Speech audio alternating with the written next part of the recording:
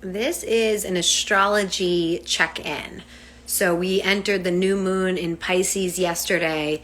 As some of you know, astrology is not like my main thing. I don't know much myself, but I really, really respect it as a tradition and a body of symbols that really very many intelligent people have taken time to interpret. And one of them is joining us today, Sarah Armour. She is the lovely, fantastic, iconic founder of a group called the Moonual.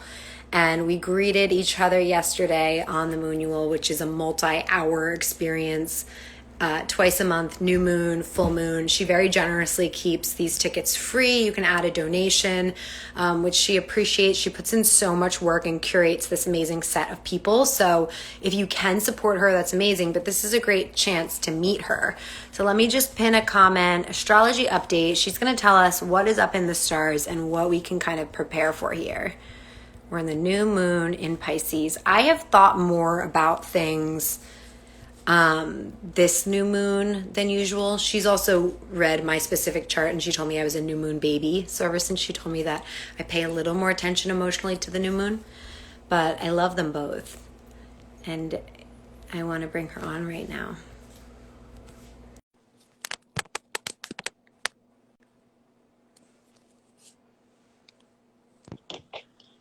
Hi, Mark, how are hi, you? baby. So Thank the you so much. Pisces, okay. Thank you so much for that intro. I loved it. So to go back to grammar school, the Pisces is the fish symbol, right? Pisces is the fish symbol, but interestingly enough, it's actually two fish that are swimming away from each other. Okay. So their heads are facing this way, you guys, and their tails are like in together.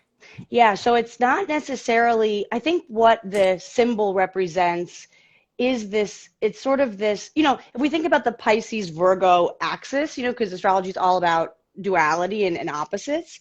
So, it's all about bringing spirit, Pisces, to form, which is Virgo. So the two fish are kind of like, I think Pisces and the two fish swimming in different directions is this real, it's sort of like a symbol for non-attachment. It's like we recognize that we're in the water together, but then otherwise we're going to go in different directions and come back. And, the schools of fish are always sort of, I don't know if they have popularity in schools of fish, I guess is what I'm saying. So it's like you come back, you come together, you come back, and then you find this midpoint where you can actually then take this spiritual and turn it into something physical. And so the two fish are kind of like, oh, this is good. I just want to find a filter that makes it look prettier than I am. I really liked the glasses and the mustache. Yeah, I mean, I do. It makes me feel like very a fit, like it's like kind of like an analyst of astrology.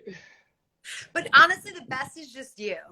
Okay, let's see. What's one that looks like, okay, sparkles. I just want one that it's me, but like slightly prettier, So I was listening to some new moon in Pisces meditations this morning, and one of them said that it's all about creativity and romance. Do you agree with that?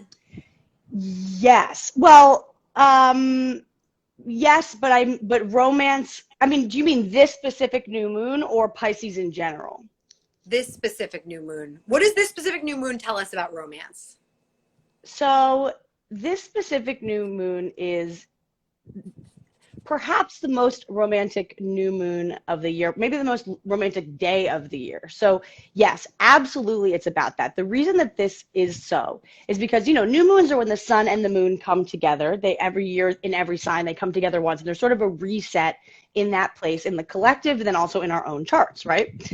So last night we had the sun and the moon in the exact same place as Venus, the goddess of love, the planet that represents our sort of divine but on earth goddess. Like it's sort of like, who you're attracted to, what you're attracted to, how you make money, how you make love, how you attract money, in the exact same place as Neptune, which represents the higher octave of love. So we have on earth love with Neptune, divine love, in the same place as the sun and the moon in Pisces, which is the sign of higher love, of highest love. It's the last sign before we start the zodiac over.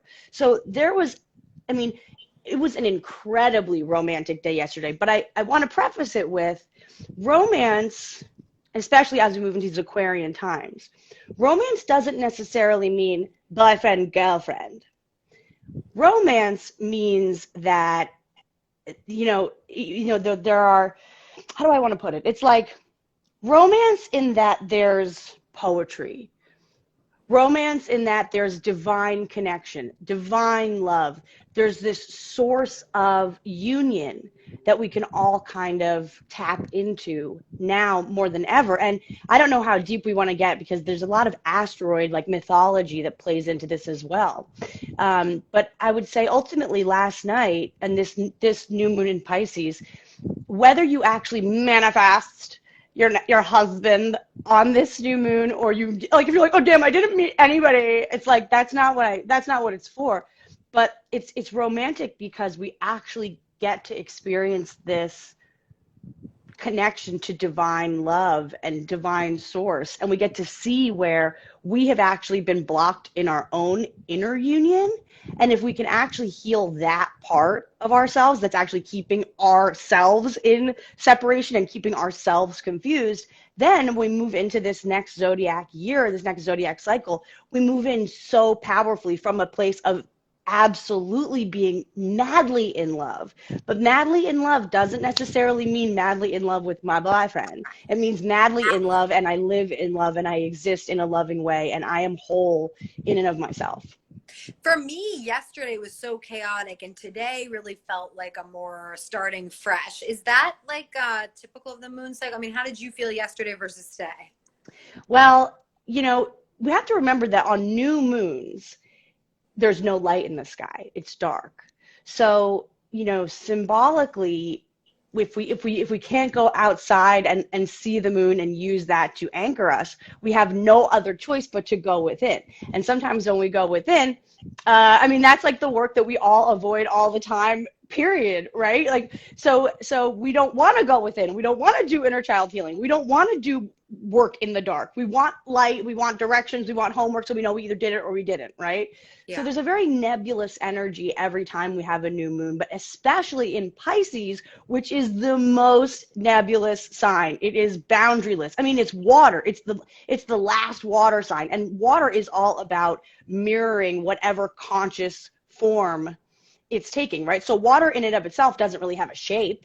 Water fits in a glass, which has a shape. So it's all about us using this. It was kind of like, basically like the last 2 days have been us going like, well, fuck, like there's all this water.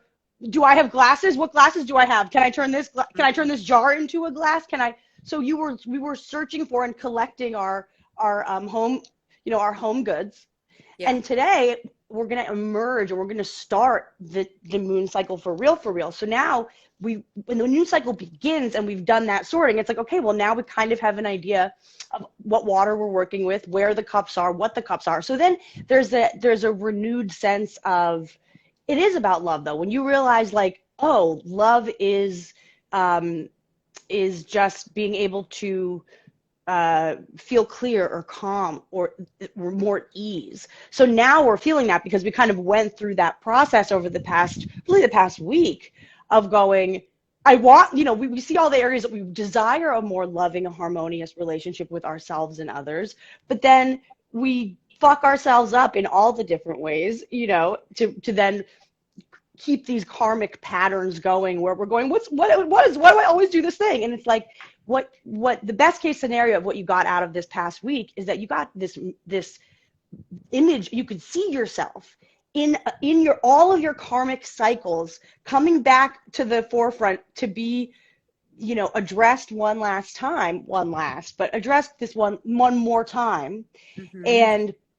And once that gets addressed and we see ourselves and we can be the witness, then we can really play with the fluidity of water, the fluidity of Pisces. Then it's not so scary that there's no direction or order or light. It's just like, oh, look, in this cup, the water looks this way. But actually, if I put the water in, if I put the water in a bowl, it's a different thing. If I put the water in a bathtub, it's a different thing. So when we have that clarity of, oh, I could just change my context by changing the glass or the shape of the bowl. Yes, that makes sense. It's yes. Sort of like an out there analogy. I literally just woke up, LOL. So I know I was going to ask you, looks like you just woke up. So think about you guys who are watching now or later, like if you've had, for instance, like a lot of obsessive love for somebody who's Yep. not been reciprocating, like putting that amount of energy into a new container, directing it towards someone new, that could feel a lot more comfortable. Or maybe you're putting it in 3 different jars instead of having it overflow in that vase that you were trying out forever. Well, and what you just said, you don't even know how psychic you are, Marg, but what you just said is so exactly right. And so I'm going to try to go into a little bit of mythology. If I lose you or if it's too like, what, just fucking stop me, okay? Or just, ask questions. But, in astrology, one of my favorite parts of this practice is looking into the asteroids. And asteroid astrology is really interesting because, the planets in and of themselves, they're carrying really, these strong energies that define our personalities and sort of the way that we experience this life, right? But they're masculine in nature, right? So they're sort of these planets that all on some level represent war or like the changing of the times or battle. There's a fight inherent in all the planets except for the moon. When we look at the asteroids, what we're looking at is a sort of feminine perspective on these planets. So it's not so black and white as like Venus, Mars. If you get into the asteroid work, you see that actually your Venus and your Mars have these specific ancient storylines that we're carrying more or less of, because we are all we are one, and there is this recycled collective generational consciousness that we do all connect with and carry on some unconscious level, right? So this new moon was exactly conjunct asteroid Isis. Do you know about asteroid Isis or about goddess Sounds Isis? scary. Well, the reason I bring it up is because it was interesting what you said, which is like, if you find yourself pining after someone who just is not that into you and it hurts, but you can't seem to stop, the story of Isis and Osiris, I will try to be brief about, but it's pretty fucking fascinating. So Isis and Osiris were a married couple in ancient Egypt. They were the god and goddess, the king, the queen of ancient Egypt. They were also brother and sister. At this time, brothers and sisters, I mean, that's also why the fucking monarchy is so fucked up. When you try to the Jews, we have to date other people. We're gonna breed ourselves out of nostrils. Do you know what I'm saying? So like, there's actually, but back in the day, there was a lot of emphasis put on keeping the bloodline, in keeping the bloodline in the bloodline, Yeah. So back in the day, Isis and Osiris were a brother-sister power couple, married, madly in love, and the king and queen of Egypt. And they also had a brother-sister set that was also married, LOL, but they were the younger ones, so they were more Harry Markle vibes. They really were not going to be king no matter what, but not as cool as Harry. Not as cool as Harry. And the brother Set, in a jealous rage, because he wanted to take over the throne of his brother, kills Osiris, the male partner. So the younger brother kills the older brother. Younger brother kills the older brother in an attempt to take his throne and end this romance. Like, they actually like Osiris and Isis, very like Cersei, very Kirky, like if you watch Game of Thrones, very Cersei Jaime vibes, right? Like, they are siblings, but like they do love each other, right? So they have this high divine love. They're the king and the queen of the castle, and their brother comes and is like, fuck y'all, kills, like almost like the dwarf brother in Game of Thrones, comes and he offs the Jaime of the group, right? Well, Isis doesn't stand for this. And so Isis, it's sort of a long story. Seth, the brother, Seth, whatever you read, basically tricks Osiris into getting in a box that is a coffin and sending him down the Nile River, right? Then Isis is like, fuck that shit, goes and gets her man, brings him home. Then Osiris is, and then they're fine again. Then Seth, the brother, is like, yo, I tried to get rid of you. So then he actually goes to Osiris, kills him, dismembers his body, and puts all of his body parts all around the land, all around Egypt, a scavenger hunt for Isis, if you will, and she takes the bait. And so then she spends a huge amount of time going and finding every fucking piece of her man. Except she couldn't find his penis. but Racy. it's very racy. So as the legend is told, she finds all the pieces of her man. She cannot find his phallus. She used something in its place. I like to think of it as an eggplant, just to see how history kind of brings up. Why do we use that emoji? It's like, oh, because I bet is sort of what I'm thinking. I'm not, don't quote, I'm not a historian, but I do think she used an eggplant, and that's why we use it now today Wait, she in like sex. Frankensteins him together and uses like an eggplant of sorts? She Frankensteins him together. She emoji eggplants his dick and lays with him. And she lays with him, and she finds that this love that she possesses and this, the fact that she even found all of his body parts, no GPS, no technology, Just persistence and obsession and this call, like, she was guided, right? She'd be like, okay, I guess I'll look here. There's no answer to this, right? So she was guided by something. So when she's laying with him back at their home, he comes back to life. They make fucking great love, and out of this sexual experience, they conceive a miracle baby. They conceive a child. This fully child, human? fully human, except he has a head of a hawk. No biggie. No biggie. But I think actually, well, I do think these days modeling is actually interested in those kind of big differences, big glaring differences. So I think he actually would be huge now. But they had a god.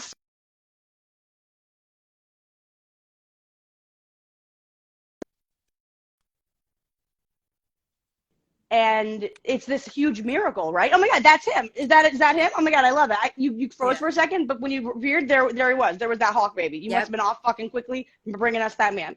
Yeah. So all of a sudden, there's this harmonious union, because now Isis, who, her husband is still technically dead, but she put him back together enough that they could make love and they could feel connected. And then they have this third entity that is spirit, that is union, right? Then brother Set is like, fuck y'all, comes back, kills him again, dismembers him again, sends them all, sends them apart again. She tries to put him back together again. This time she can put him back together. You only can use an eggplant in the pussy once.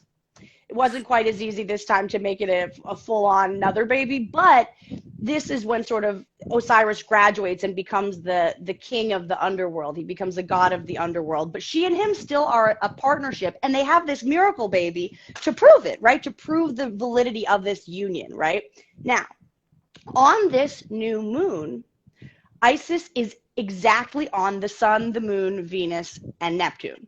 Neptune, aside from being the higher realm of love and the most sort of direct connection to spirit, it's sort of like this portal. Like sometimes when you look in your own chart, why have you been kind of all confused? Because Neptune makes things confusing. Spirit is confusing. There are no directions. We're getting intuitions, or is it the Adderall? You know what I mean? It's like, what? Like, it's hard to kind of decipher spiritual messages, right?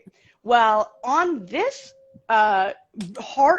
specifically heart healing new moon, Isis is there with the sun, the moon, Neptune, and Venus, really activating this enormous heart healing for the divine feminine.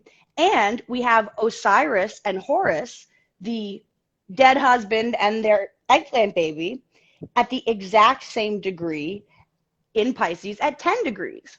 Now, two things. Number one, this is fascinating because while we see Isis, the feminine, in the energy of kind of becoming fully embodied in her spiritual union and then moving on, right?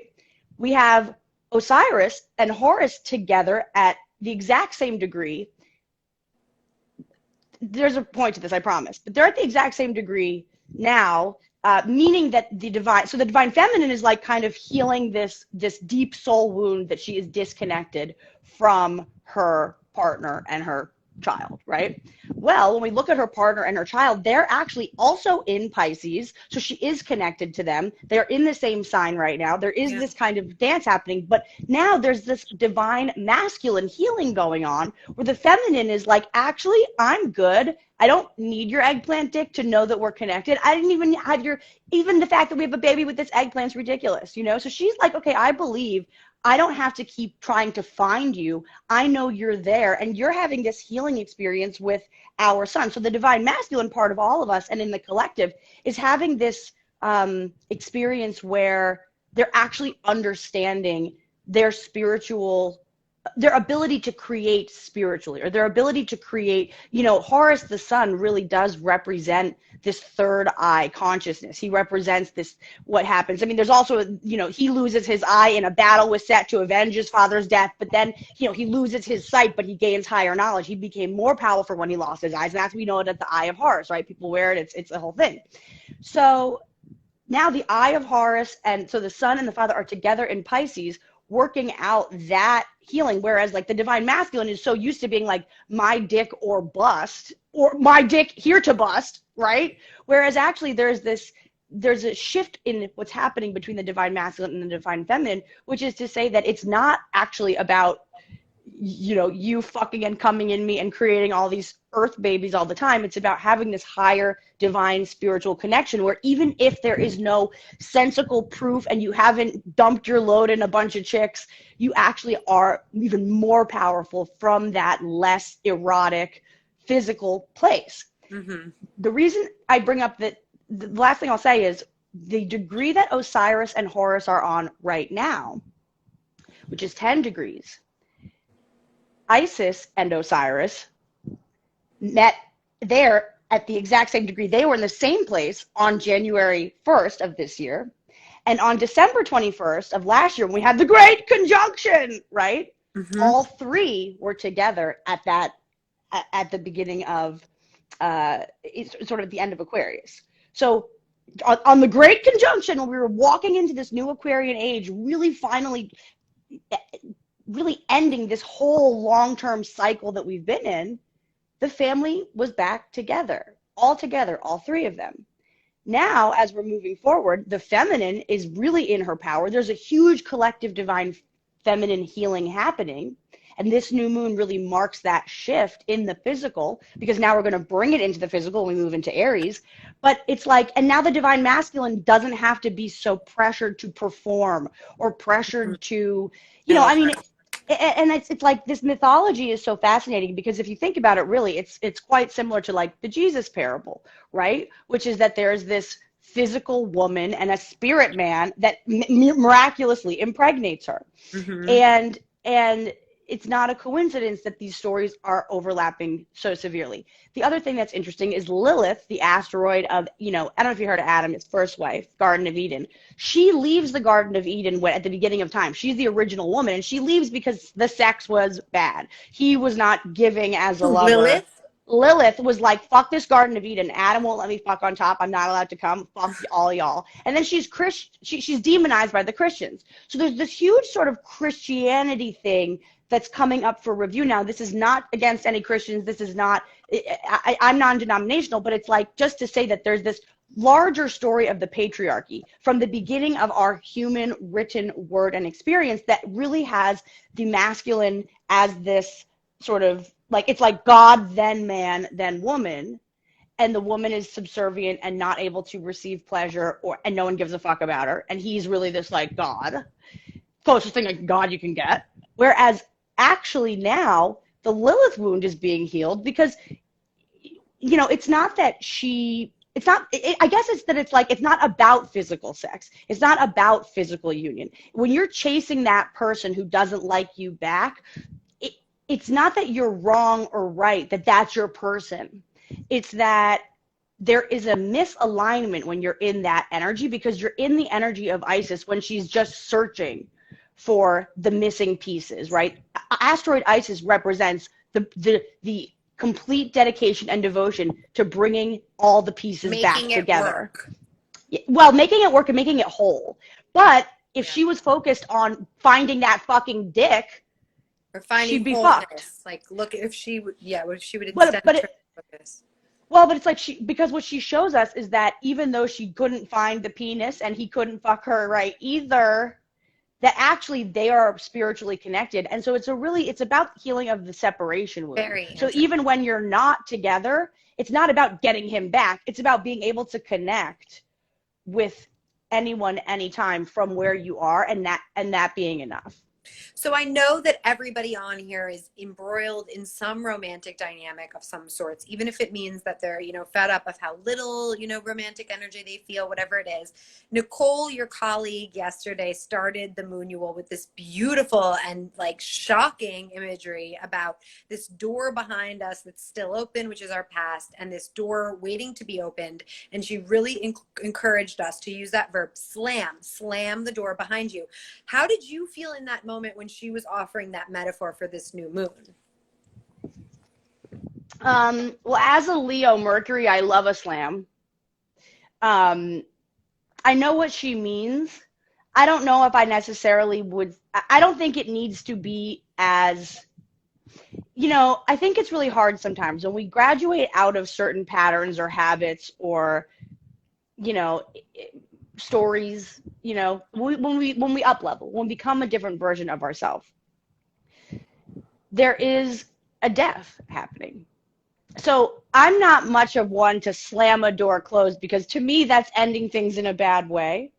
To me, it's more a mourning. I'm a Cancer. This is the difference in our chart. She's like all air. I'm like earth and water. So, to me, it's not a slam as much as it's a real honoring of the story. Like even if you no longer do the thing that you used to do, you don't have to look back and feel bad about it. You don't have to look back and be judgmental about it. You can actually look back and go, wow, what a journey. And wow, I've learned so much. And I like to think of it as really looking back, and I wouldn't slam it. I would keep the glass. I like a little plexiglass, so like keep it like a museum so that we can actually remember where we came from. I mean, I think it's really important not to slam the door shut on anything in a way that is angry or exacting or black and white, because then it's going to come back and rear its ugly head anyway. The moon, it's funny that we can't find his member, because what is the moon work about? What is Pisces about? What is water about? Remembering. So we don't want to slam the door shut and forget where we came from and what we've been through. But we do want to lovingly close the door, and we can take a few little talisman from the old place, but then we're going to move into the new home and not spend too much time going, oh, but my old home was so much better if only it had plumbing. And that's like, well, it doesn't have fucking plumbing. What are you fucking complaining about? Go to the new home. It's way better. Does that make sense? There is a sense of loyalty in the Isis energy and the Isis mythology that you shared that I've really been feeling into. Like, I am being pushed from all directions to begin anew. Yep. And, it's sometimes been hard, but mostly it's been really gentle. Like, no one did anything wrong. There's a lot of love. Like, there's a lot of access. I can access the old part really easily, and there's a lot of support, but it's still like this kind of real mature loyalty that I sense in that Isis thing. Like, she was so loyal to her husband that she went all over the land finding every one of his body parts. Well, and what is loyalty about really other than love, right? Like, there's a difference between loyalty from fear or loyalty from manipulation or loyalty from like a lack place, right? But she was loyal and determined because of her belief and because of her love and because of her spiritual connection to each one of his fucking body parts that she found like it was an Easter egg hunt. Yeah. With no technology, no phone. Unbelievable. Now, I think that is something, I think that what you're feeling and what you're describing when we're talking about the Isis mythology is just this, that the myth is, there's a healing of this experience, because if we feel that we are constantly trying to put all these pieces back together again, it's like, look, I don't want to live my life as Mrs. Dumpty. How fucked up is he? How big was the fall? It was a great fall. Okay, well then I don't know. He's my man on earth. You know what I mean? Like, no, I'm not. But I bet you could love him in a way that felt so big. Well, how do you think Mr. Potato Head even got started? That's the beginning of that. That's the origin story. No, I'm just kidding. That's a little made up. But it's but like, there is some truth under, like, we love the broken things in a way.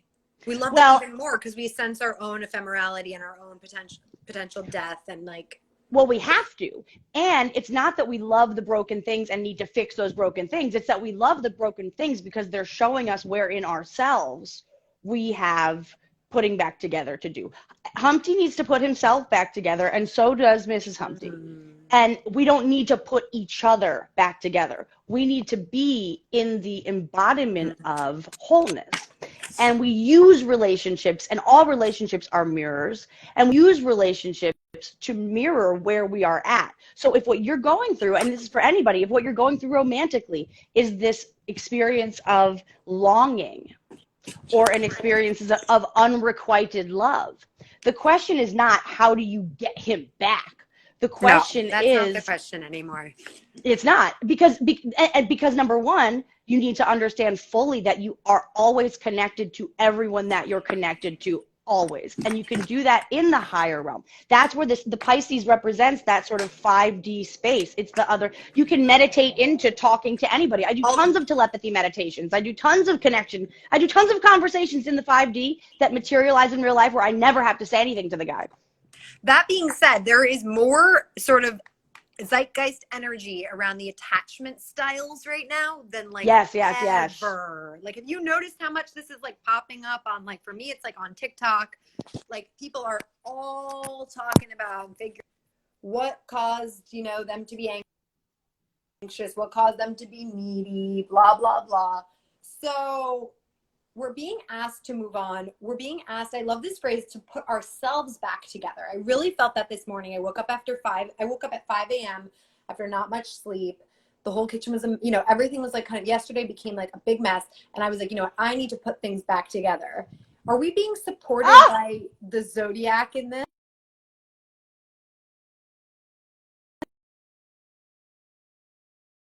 Because so I wanted to look in your chart because I have the chart up for the moon, but I was just curious. I was like, I wonder where Osiris and Isis are in your chart, but we can get back to, we can talk about that later, okay. But just an interesting, just so you know though, I just want to say for the record, your North Node, this is a personal for Marguerite, everybody just fast forward. Your North Node, the purpose of your soul's iteration, your Dharma, the reason you're here is conjunct Horus in Pisces. Horus, the eggplant babe. That's so interesting. The baby emoji, that higher, your life purpose is directly linked to this third energy, this miracle that occurs. You are here to bring us into, you know, it was funny. I was talking about, I don't know if you were there later at the Moon, but it's like, you know, we're talking about Christ and Isis and Christ, you know, everyone, my zeitgeist is also all about like Christ consciousness and higher love and collective love. To me, we just hit a reset. I love that it's like the 1 year anniversary. It's like, okay, you know what? It is officially year 1 AC after COVID, and we are starting this story over. And it's not about the man who was the star of the show and who we are either chasing or trying to get back, and he's not dying and being resurrected all over again. It's actually just a reset in the area of, oh no, we are so connected. We are so connected because Horus, what you're bringing us into is this awareness of higher spiritual power. And especially because the whole Horus thing is that not only is he Horus is Jesus, he's a miracle baby in that way.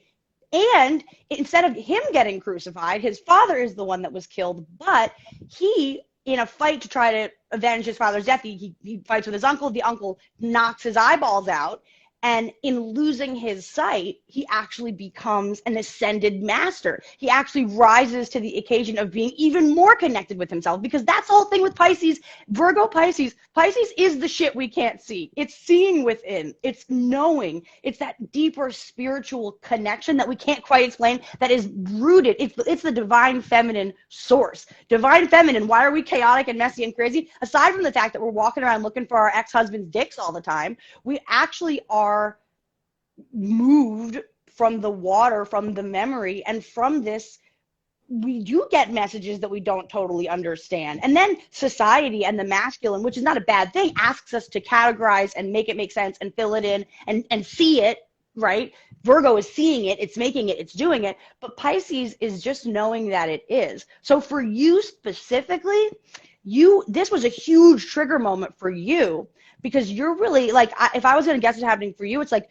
you're coming into a real deal awareness that actually started, this whole Isis Osiris cycle started in 2000, this one that we're in started in 2018. So this is the completion of a cycle that's been going on since 2018, where everybody is actually going through, why is it all that attachment styles? Because the past 2.5 years we have been living out this dynamic in all of us and in our relationships and in the collective, where there is this mismatch between the expectation of the masculine and what they are able to deliver, and then expectation of the feminine and sort of what, what she's focused on, and sort of her, when you do like the twin flame work, it's like the runner chaser energy. If you look at the relationship dynamic in the 50s, right? Nuclear marriage was never more in. Everyone was married. No one was getting divorced. But even still, the experience that women were having was that they were home with this child,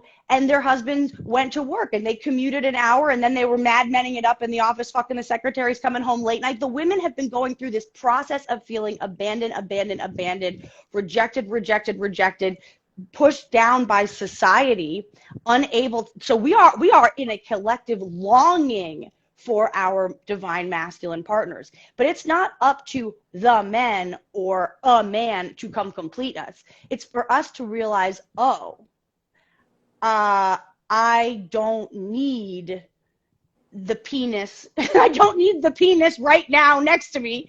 I'm not searching for anyone or anything. If I'm putting pieces back together, it's not of my broken heart. It's of the thing that I'm now here to build, because I'm afforded all of this spiritual connection and all of this higher love and higher knowing and intuition that is actually so where you have Isis in your chart, it traditionally can show somewhere where you're trying to find all the pieces and put the pieces back together.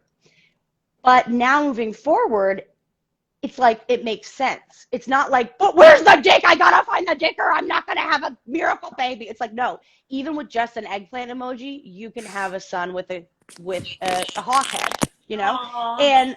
And so that's what it is. So it's like, we can still play that game of doing that work to put the pieces together, and where it is in your chart will be specific to you, but it's not putting the pieces back together so that you can be whole, so that you can have good sex and then get validated. It's putting the pieces together because from a higher level, you are so devoted and you know what's possible when you bring the right things back together and then lay with it in love. Okay, this amount of romance talk is legit starting to make me sick. I don't know if anybody else is feeling that way. Like, we are also just over it. No? Is there an aspect to which people are just sick of the struggle?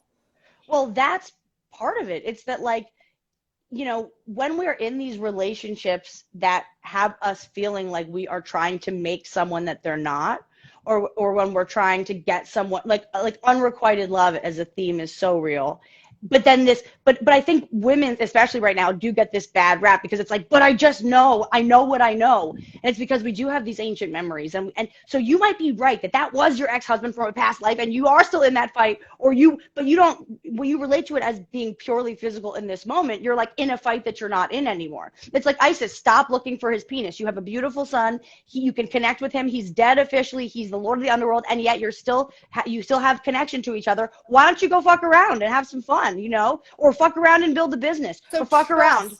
Trust. And trust. Sarah, you guys, trust the people that you care about from your past or that are becoming your past as we speak, that you will be connected to them. You don't have to struggle so hard connected to stay connected. Them. You literally are connected. It's like, it's not even that you will be. It's like you can make the choice in any moment, at any time, to go within and connect. And you are that, you can do that, you can be that. So if we're not focused on putting our men or our relationships back together, and we are actually just focused on Isis is always going to do her Isis work, which is to bring, you want to know something interesting? Isis directly on my midheaven. So my career, my legacy, Isis is my legacy. So what is the Moonual? I'm not just like not putting my talent first or messing up my comedy career. it is part of my legacy to be the person that brings people together. When I started looking into this mythology in my own chart, I was fascinated because it was like, oh, I get it. Like, I'm here to do that work. So now it's not like I'm going to spend all my time getting devoted to figuring out how to get this man based on his astrology or based on what I'm intuiting to prove to me in the real world that he got my telepathic messages. It's to just simply in a flat way go, oh, I now see what pieces need to be put back together or what pieces need to be put together so that we can create more love and union. And that's what it's about. Okay, I just had an artist pop on. I know everybody here has some kind of creative practice. Sarah, what does this new moon in Pisces tell us for our creative projects? So what I would say about your creative projects is what you have an opportunity to do between now and the next. So we have our next full moon is in 2 weeks, right? And that is in Libra. So it will be Aries season, but the full moon will be in Libra. And so there will be this highlighted energy about relationships and partnerships, right? So it's interesting that you're saying this because this is kind of setting us up for the next full moon. But what it's really saying is if instead of making the romance of this moon about romance, if we can make it about our creative projects, then in the next 2 weeks, we can really start, our projects can start to become way more clarified. Through this confusion, we can actually find clarity. And what I would say is for the next 2 weeks, the homework assignment is actually like, and maybe not even the next 2 weeks, maybe really the next week until we move into the equinox 1 week from now, right? So for the next week, I would say drop all of your work that you're doing around figuring out anything. There's no figuring out to do. I would drop any idea of, I would almost say take a break from all of your projects that are for something. So I don't mean like don't let yourself paint something or be creative, but I mean stop trying to figure out how to finish your project. Stop trying to figure out how to monetize it or who's going to screen print your shit. You might find that out anyway. But what you're really to use this time for, what we have right now is an unbelievable, Mercury is about to move into Pisces. So Mercury has been in Aquarius, so our thinking and our processing has been a bit detached. We're kind of seeing, that's why this moon was so great, because even though it was really romantic and emotional or whatever, we also could kind of see ourselves because we had Mercury still in Aquarius going, okay, don't get too dramatic. Just actually, she did have that ghost baby. It's pretty great. You know, we are connected. It's all good. So it's actually like when you can surrender to spirit and really practice trusting that you, human Marguerite, you, human person, don't have all the answers, and your mind can't think you into the answers. What you actually have the opportunity to do is receive the answers and receive the creative downloads from your higher self, from source, that then once we reach Aries season and we begin the new year, I mean, the spring equinox is for the witches, it's New Year's. The equinox is Happy New Year. We're starting a new cycle. We're now moving into Aries season. That's in 1 week. So the 21st is the equinox, where there's this balance between light and dark. The other fascinating thing is when Isis and Osiris were in the exact same place in December, it was the winter equinox. This is we are coming into a time where there is this huge opportunity for balance. And that balance does not mean my relationship is balanced or, I have everything I want and I have 4 kids and so each of them have a friend. It's about knowing that you are both the masculine who's able to do the stuff you need to do to make shit happen. But now more than ever, we must connect, especially this next week, to the feminine who doesn't have to do shit. She just has to listen and sing and dance and intuit. And so there's a difference between the way that we think about what we're thinking or about what we're working on when we're intuiting versus when we're trying to figure it out, right? You would say wait a week. So what I'm hearing is this week we don't yet have Aries action energy. So wait a week on taking like super aggressive energy. That will come more easily then. This week, try to be more of like a receiver, an artist Well, without pressure. and I would say though, reframe your thinking, because it's not wait a week. The divine feminine work is work.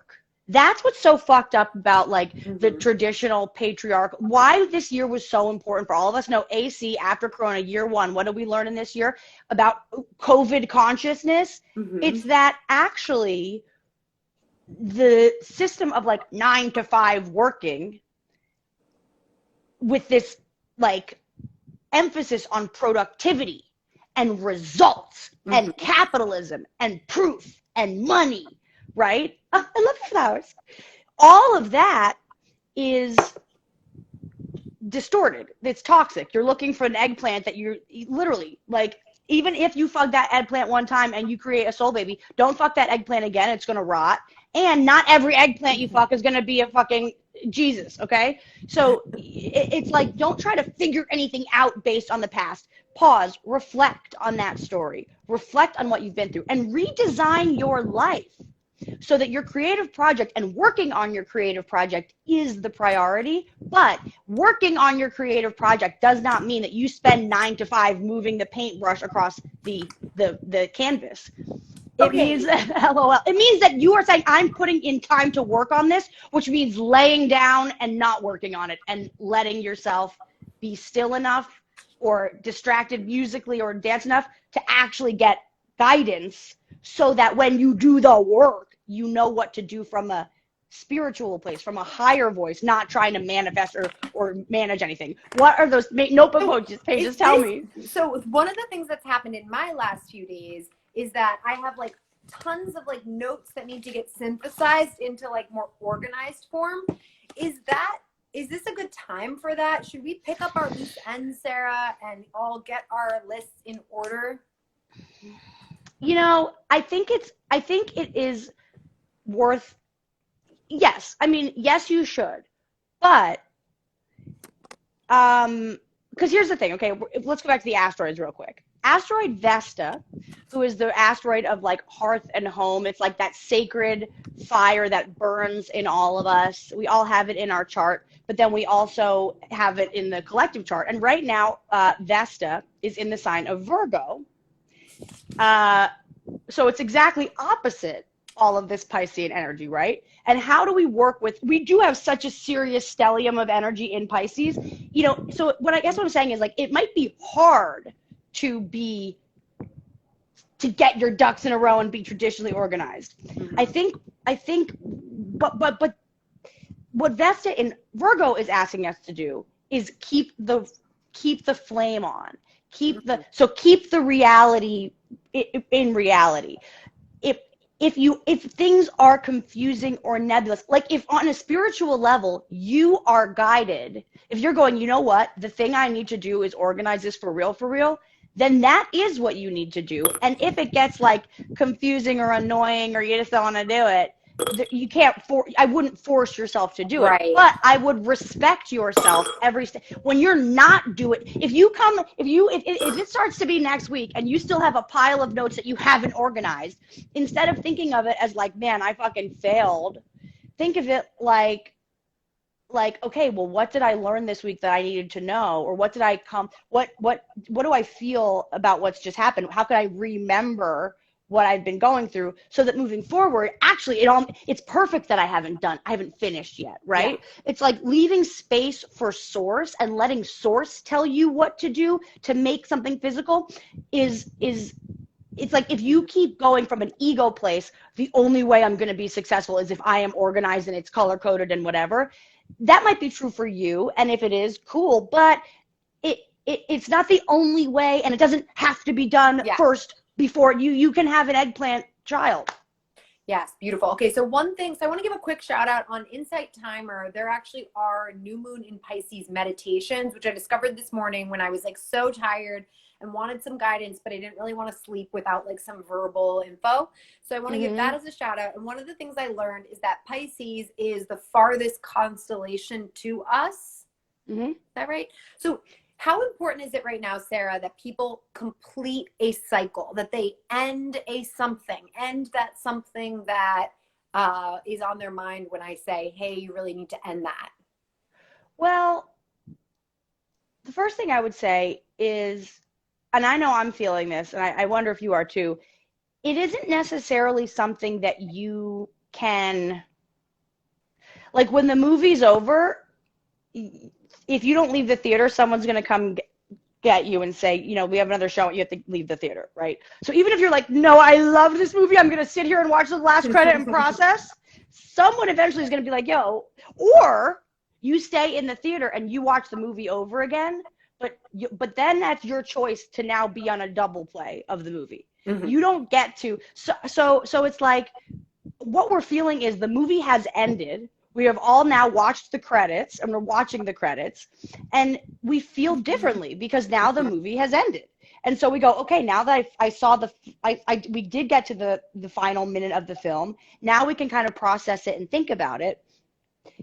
Moving forward, it's not like you need to like drop everything toxic or drop everything bad, but you need to know, you need to be so aware of the fact that the movie is over.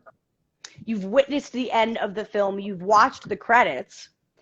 And now, if you choose to watch that movie again, you are starting that movie over. Versus, I'm now going to watch another movie, right? Mm-hmm. So it's not like, you don't have to get over anything. And the thing about astrology, too, and these transits and everything is to remember that there's no, like, one transit that's like, okay, well, now this is that.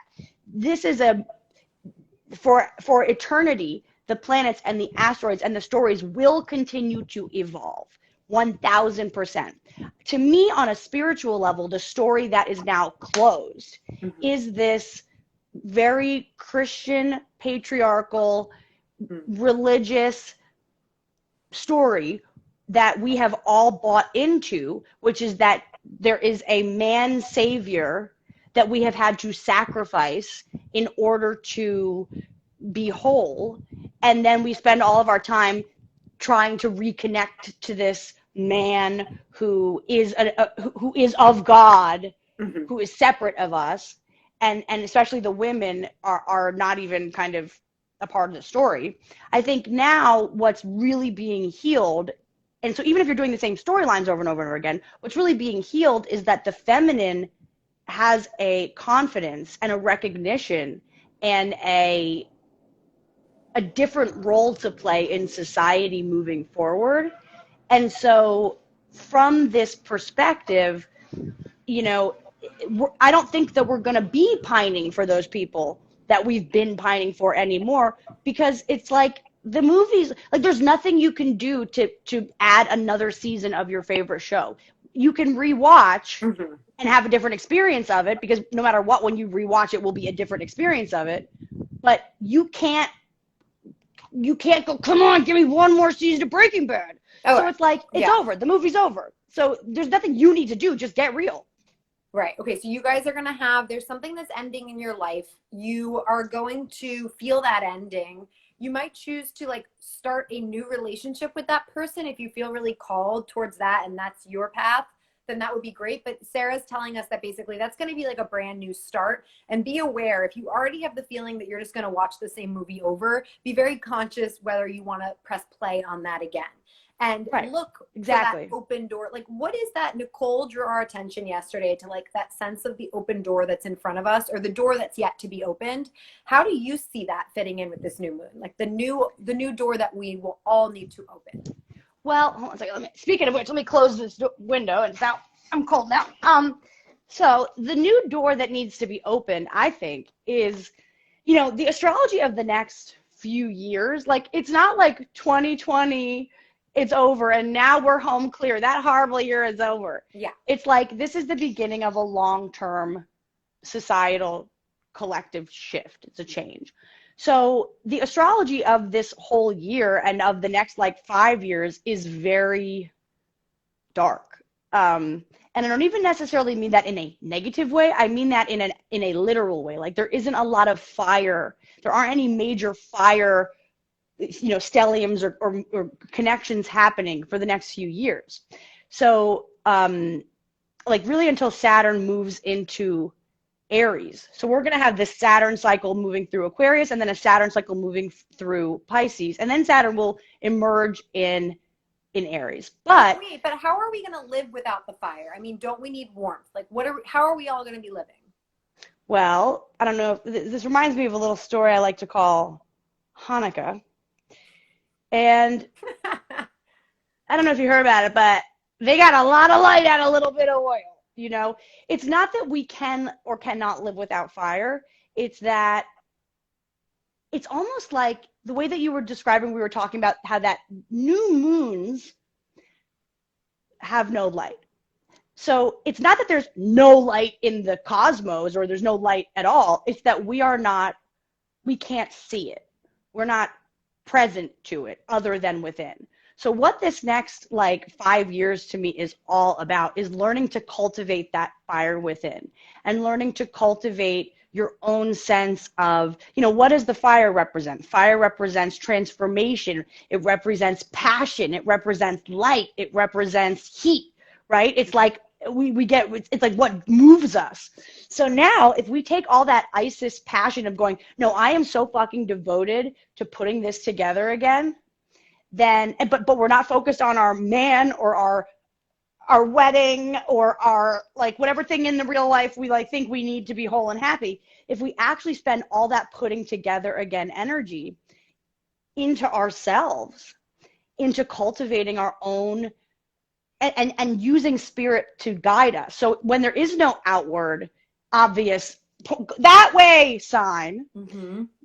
we get to use what really was activated over this new moon, which is higher connection to spirit, right? It's higher knowing that this does all make sense. It will all be okay. It is okay. In every moment you're okay.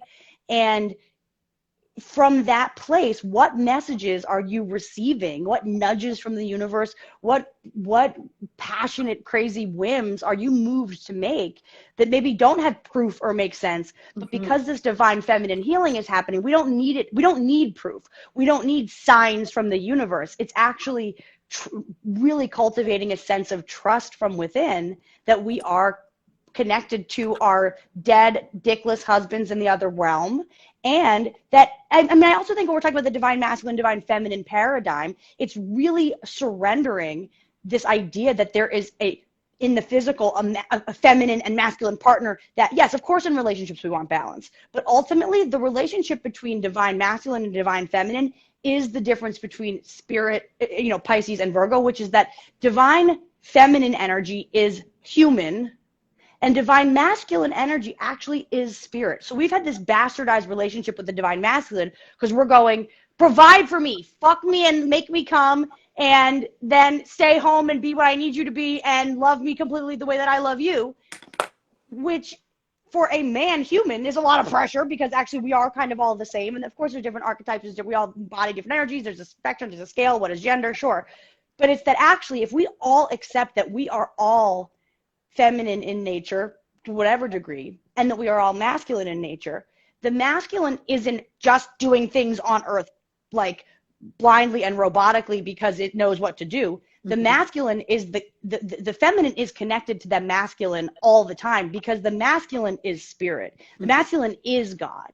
And it's not, I'm not saying, yes, believe God is a woman, but it's actually, it's all the fucking same. It's all the fucking same.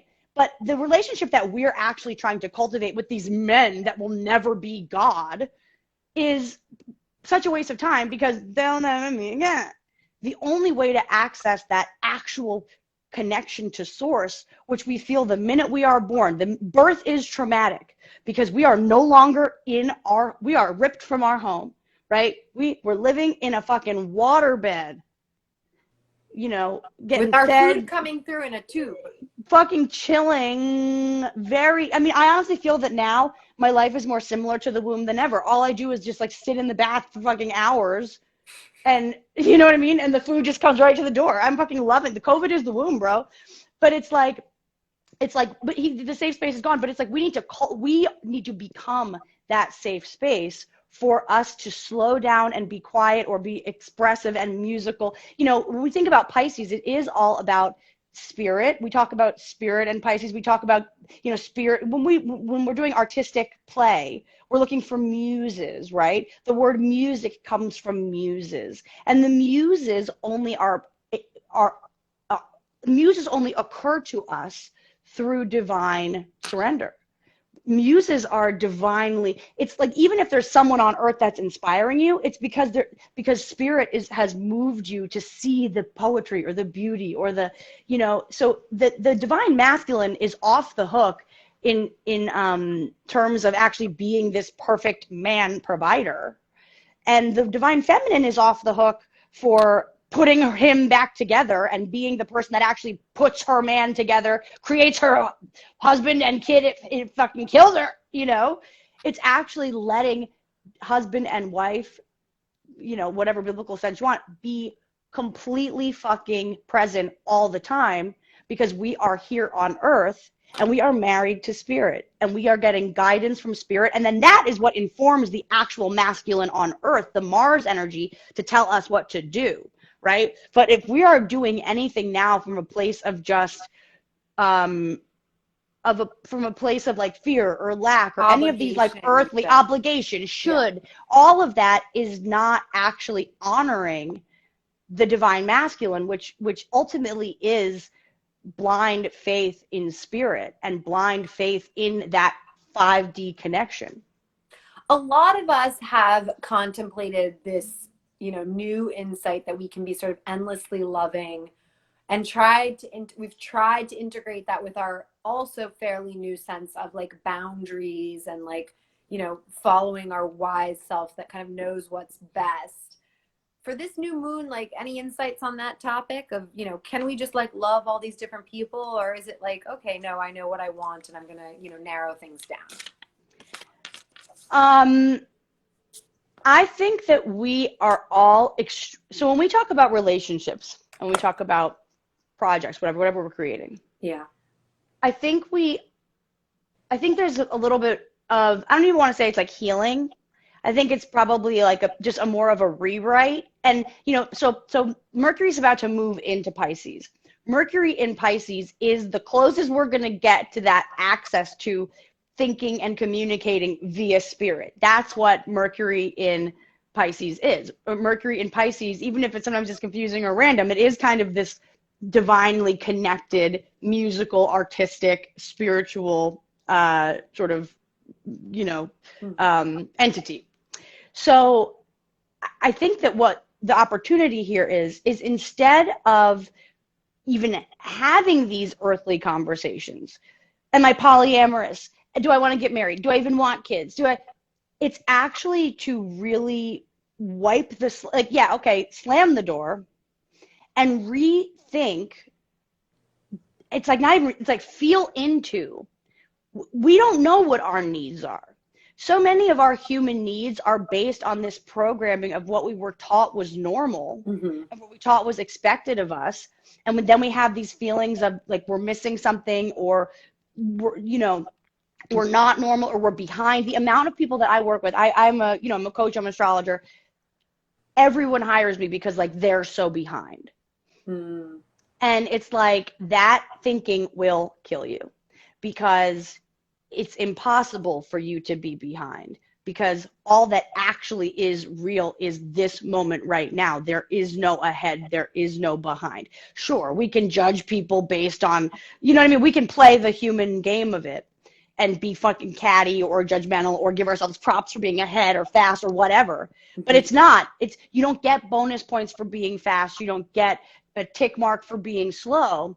You get whatever it is that your vibration is a match for.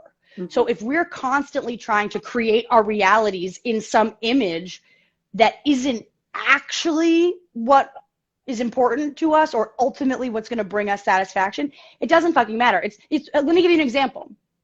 Nicole, great example. She spent all year on the Moonual preaching and teaching us about the future is polyamory, okay? She's an Aquarius moon. She is a Libra sun, Aquarius moon. Her Mercury's in Scorpio in the 12th house. So she's, you know, she's a real divine being, really like out there kind of thinker. She's an alien from another planet, okay?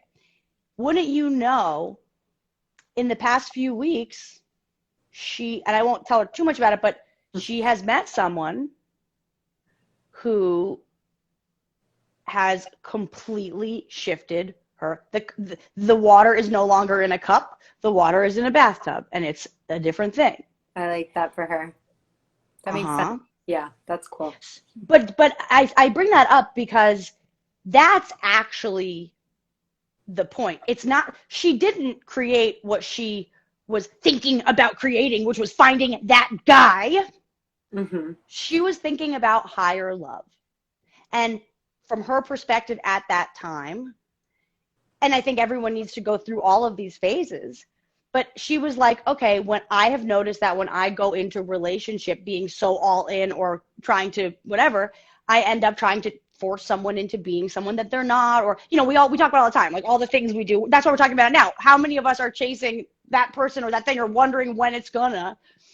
And so actually for Nicole, the reason it's a good example is because she let spirit guide her into all these different conversations and ways of being, which shifted the way that she was being in the world, which did bring her into this higher place of love, which did then attract a partner. Now, whether or not they become swingers is none of my fucking business, and I don't give a fuck. And I think it's fun if they do, and I'm definitely down to fuck them both, okay? But it's like I don't know though. It just, I don't know if you can Heard it here first. Business partners, you know, I don't know. Maybe we're changing that paradigm too. Maybe all businesses are just big orgies. But no, I don't want to.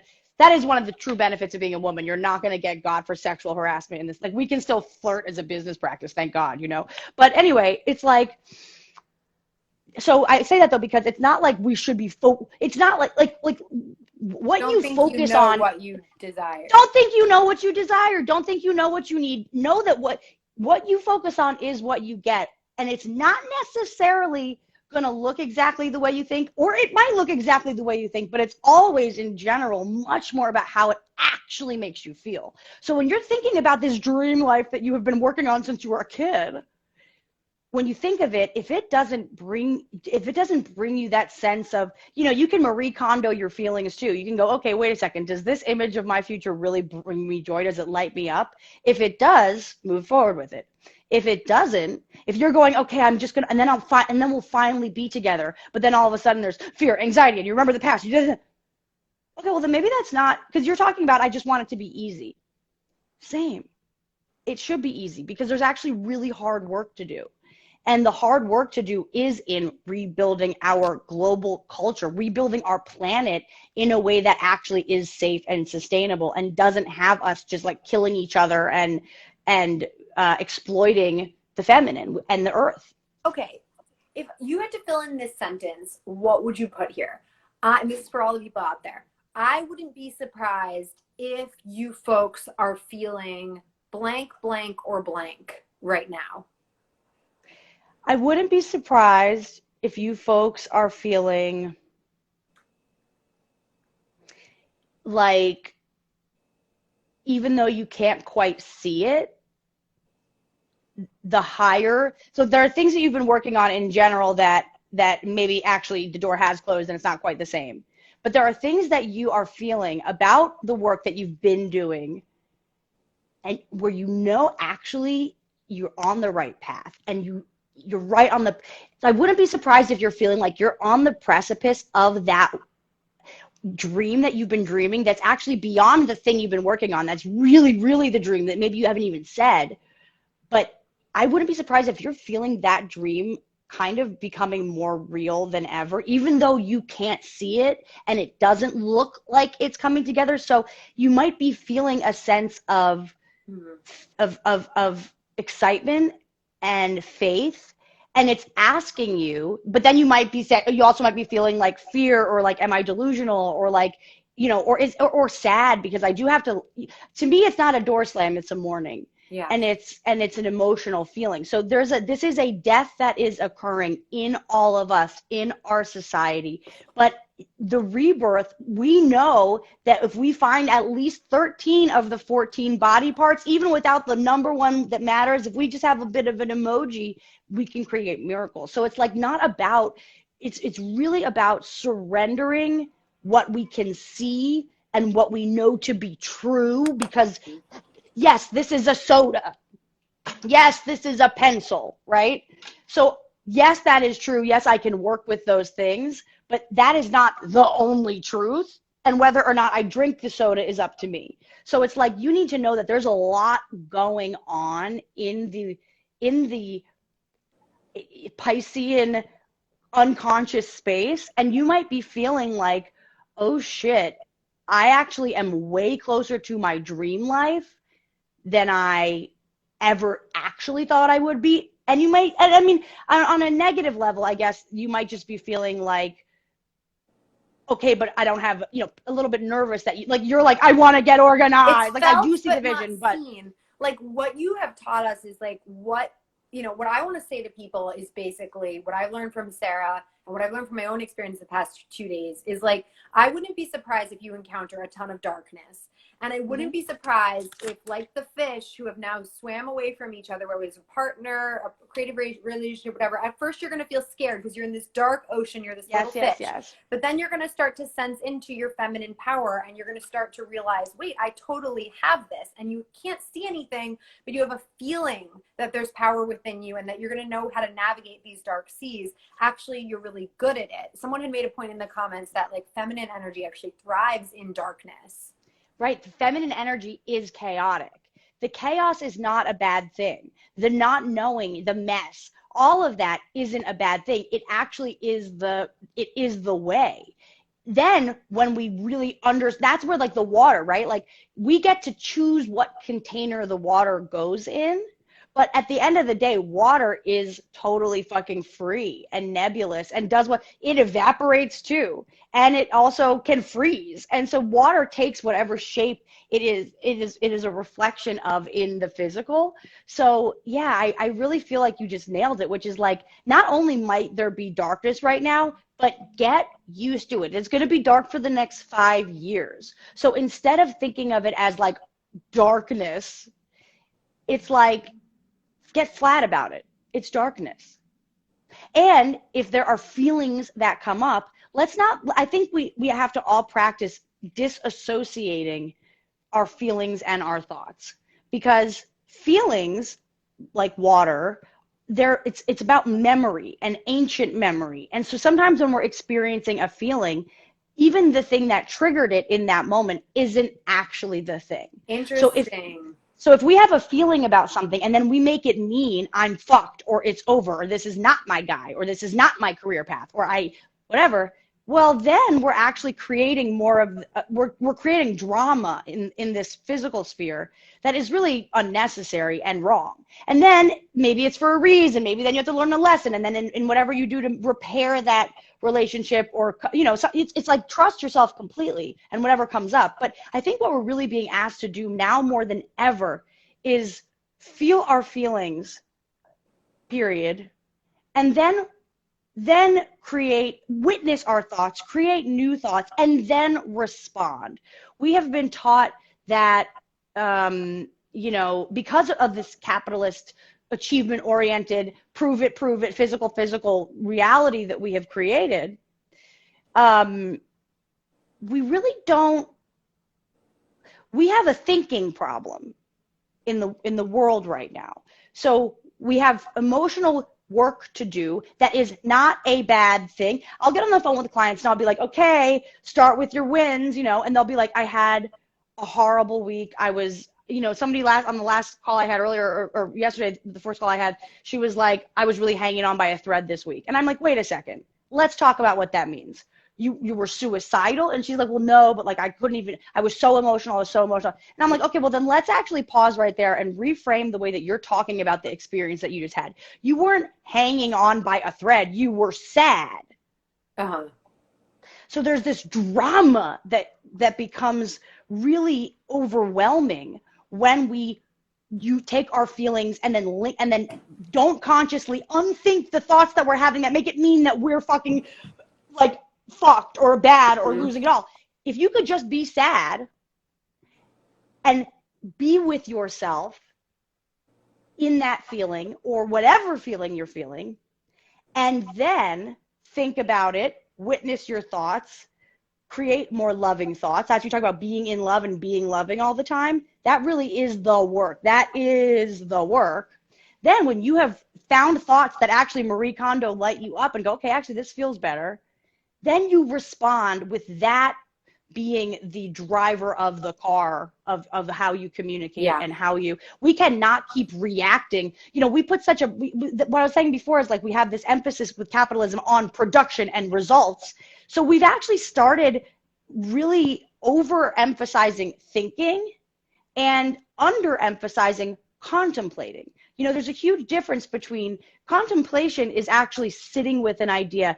It's coming to a new thought. It's integrating that new thought into your body and then working with that new thought and seeing if the results have changed. And then thinking, you know, there's a process to learning that we have been so fucking, you know, we have to go to school and we have to do this to get the test, to get into college. And it's all so, even if we're great thinkers, if we're reacting, not responding, or if we're just literally like, it's like just like trigger happy, we're gonna recreate, we're gonna be in the movie all over again. It might even be a different movie, but it's gonna kind of feel the same. Can I tell you, I had this experience last night. It's almost like a dream in the sense that it includes an animal. Here I am sleeping in my little, you know, apartment building. I think there are like 10 units in this building, right? It's like an old-fashioned building.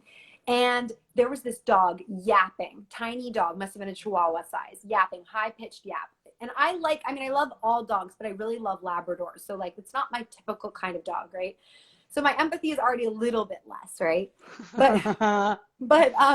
But basically this dog's yapping in the building. And then, you know, this is going from 2 p.m. to 3 p.m. Suddenly it's like 11 p.m. and a bunch of us are trying to sleep and it's still barking. And it's become clear that like the owner left it home and we're all just like, this building shouldn't have dogs anyway. And I got to this point where I was not able to sleep because of the yapping. So I was using my Post-it notes to create notes that I was going to put on the person's door.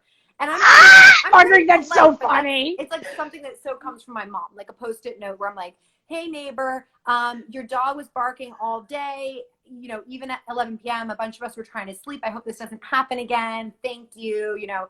And I was about to, and then all of a sudden I heard my other neighbors outside starting to come out of their doors and they started to convene. And their human conversations, they were so loving. I was in an awful mood. I'm glad I didn't go outside. Also, I was in the smallest pajamas, whatever. So I was like, I had to wait for them to go back in, to put the Post-it note. But they started talking, and the way that they were going about it was with all this compassion for the dog. They were just really emphasizing with each other, like, we feel so bad, it's stuck inside. And then they started laughing with each other. Some of them, maybe my neighbor can hear me right now talking. But basically, like, their human voices and their, like, congeniality with each other actually made the dog stop barking. Finally, it must have been, like, 1 p.m. So I went to sleep to the sound of these nice humans getting along, my neighbors. I could hear some of them were kind of funny, all kind of young, whatever. Then the owner finally comes home. They had a super, like, compassionate, simple thing where the guy was like, I'm so sorry. And they were like, no problem. We're so glad the dog's okay. All got resolved. I'm in bed thinking, I'm so happy I didn't have to react, because actually the community came in and responded. And it was like such a feeling of relief, because I was like, I don't need to handle this. I was like, somehow these other people in my world are doing like just as good a job as my highest self would do. And like, I wasn't in a super high self moment. And I just felt I was able to fall asleep to this sound of these voices sort of figuring things out. You know, they're making phone calls, calling the building management, like they were doing all the right things. And that seemed almost like, yeah, and something like you talked about. It's really such a perfect example. It's such a perfect story for this moment, because, you know, if we think about the Pisces Virgo axis, it is about service. And, you know, Virgo, what we do in real life, right? Choosing to put the Post-it note on, or choosing to compassionately convene and call the right people, whatever the things that we do on earth or as ritual or whatever that Virgo, health, it's physical creation or physical, manifestation. When it comes from the true higher nature of Pisces, all the things we choose to do are hypothetically supposed to be, or at our best, service oriented. And there's a huge issue in the Pisces paradigm, because Pisces can simultaneously be the most giving, loving, sacrificial sign, and it can also be the most selfish, martyred, victim, slave sort of energy. So the way to use this axis is it's like really about caring for yourself by this higher level commitment to caring for others, not because you're overgiving or because you're overcompensating, but because we really are all connected and we really are all one. So when you were coming from the place of, I can't sleep, and that's what I'm saying, like when you're like, I need to get my needs met. It was like getting excruciating. I was like, I cannot sleep with this dog barking, right? Well, and it's like, here's the thing though, right? Like at the same time, you also might just want to buy a sound machine. Like if you live on a functional level, if you live in a building where there's a lot of noise and sometimes you just wish you had a sound machine. No, there won't. Right. So then fuck that. But it's like, okay, but there's a human problem that you were having, right? Yeah. But when it actually was alleviated for you was when, I love what you said, they were all convening. Yeah. And they were talking about feeling for the dog. Chef's kiss. That is the energy. And so when we come from that perspective, I was talking to a Pisces friend of mine. Contrast of the selfish versus the service. Yeah, it's really interesting. So we're finding our place. Try at any moment when you guys get that sense of being selfish, kind of, you can't be your higher self, sort of see if the community around you can do that work for you, and you can kind of at least put your lower self a little bit away, put to bed. And I think that's such an interesting point too, when you're talking about higher self, lower self, because this new moon, like the Neptune Venus conjunction is this, it is like all of a sudden we are experiencing this slight difference it's like our higher self and our lower self now, like we now are recognizing it. Like sometimes there's this big disconnect between our Venus and our Neptune, because our Venus is like, I want a tall, dark, handsome husband on my Christmas card. That's what our Venus wants. But then Neptune, which is our messages from the higher dimension, is making things confusing or fucked up or weird or bringing us in a totally different direction. And then there's this conflict because we're like, well, from this place, I kind of want to do this, but from this place, I want to do this, right? Yeah. When we have this lineup of the sun, the moon, so this is our ego, our inner, and then our hearts on earth and our physical service, and then where we're being guided from, and where these loving messages or where these higher messages, we now actually can hear ourselves, we can see ourselves, and we know when we are acting in accordance with higher love. Now, this is not saying that you need to be perfect. You don't have to be perfect. You don't have to make every choice. Just notice. And I mean, I've been joking this whole time because like cigarettes are like this big thing, because on the one hand, it's like obviously not a self-loving choice. Like it's like long-term, I don't hope. For people who don't know the story, Sarah picked up at the start of the pandemic. You started smoking cigarettes. I started smoking cigarettes March of last year, maybe late, maybe like April, May, but it was like it was a pandemic response. Yeah. That on the one hand, I was I was doing it in secret for a while. And then I was like, talk about it. Because, okay, so I bring this up only because, yes, if I'm just using my human critical brain, obviously this is not a higher loving choice. Obviously this is not, the people that love me are like so angry at me or just like disappointed in me. Like there's this kind of like obvious, like you're obviously hurting yourself, Sarah, kind of vibe, right? Mm-hmm. But I can't describe. I can tell you, I can list for you probably 10. I could like argue my case for why I made this choice. Mm-hmm. And I have to be honest, it feels like the right choice. Yeah. And without going into the whys, I don't really feel ashamed or bad about it anymore. And I'm also not afraid that I'm going to kill myself doing it. I am able to see where, in so many different ways, this was a choice made by my higher self that did not make sense, doesn't make sense in real time. Who waits until they're 34 to try smoking cigarettes during an asthmatic plague? Maybe you were setting it up for your stand-up comedy routine, because it's quite an opening line. Well, but for every reason, it has actually helped my life in ways that are that from an ego place, I would not be able to make certain choices, say yes, say no. I can't even tell you. It saved my life this year in ways that are, I mean, even the fact that now in New Jersey, the place where I live, smokers get the vaccine first. Oh, right. Right?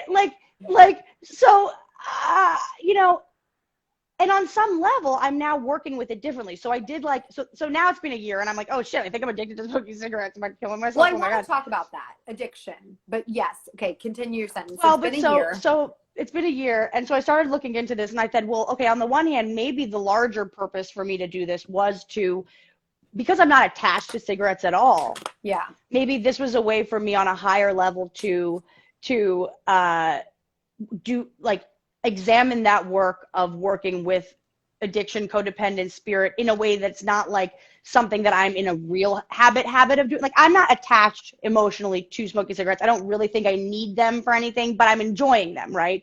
But as I started to look into this, so the past few weeks, I've just been kind of reading about it and thinking about it differently. And, you know, now when I'm smoking cigarettes, I'm trying to do it in a way that's super conscious, where, I mean, look, if you look at like plant medicine, ancient plant medicine, tobacco and the act of smoking tobacco is actually also a sacred ritual. I just thought of something that you could get.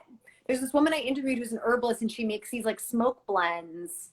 Well, so Spicy Mommy does. Spicy at the Moon does. That actually was on my list. I was like, okay, yeah. I literally was like, I'm gonna order those from Sabrina, and I am going to also ask for, so now, so I bought a pack of cigarettes the other day. Again, every time I buy one, I was going through this process where I was like, this is the last pack.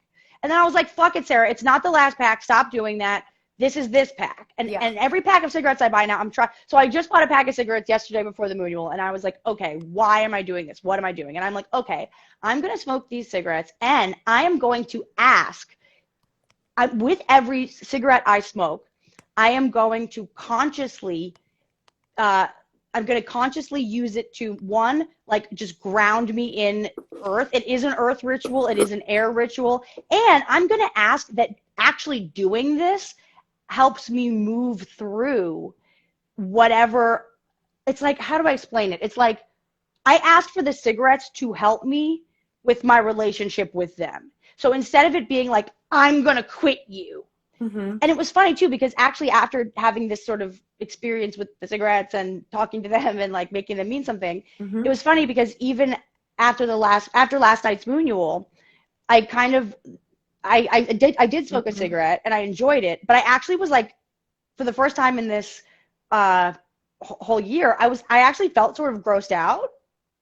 And like, I hated the way my mouth tasted, and like, I didn't like the smell. Mm-hmm.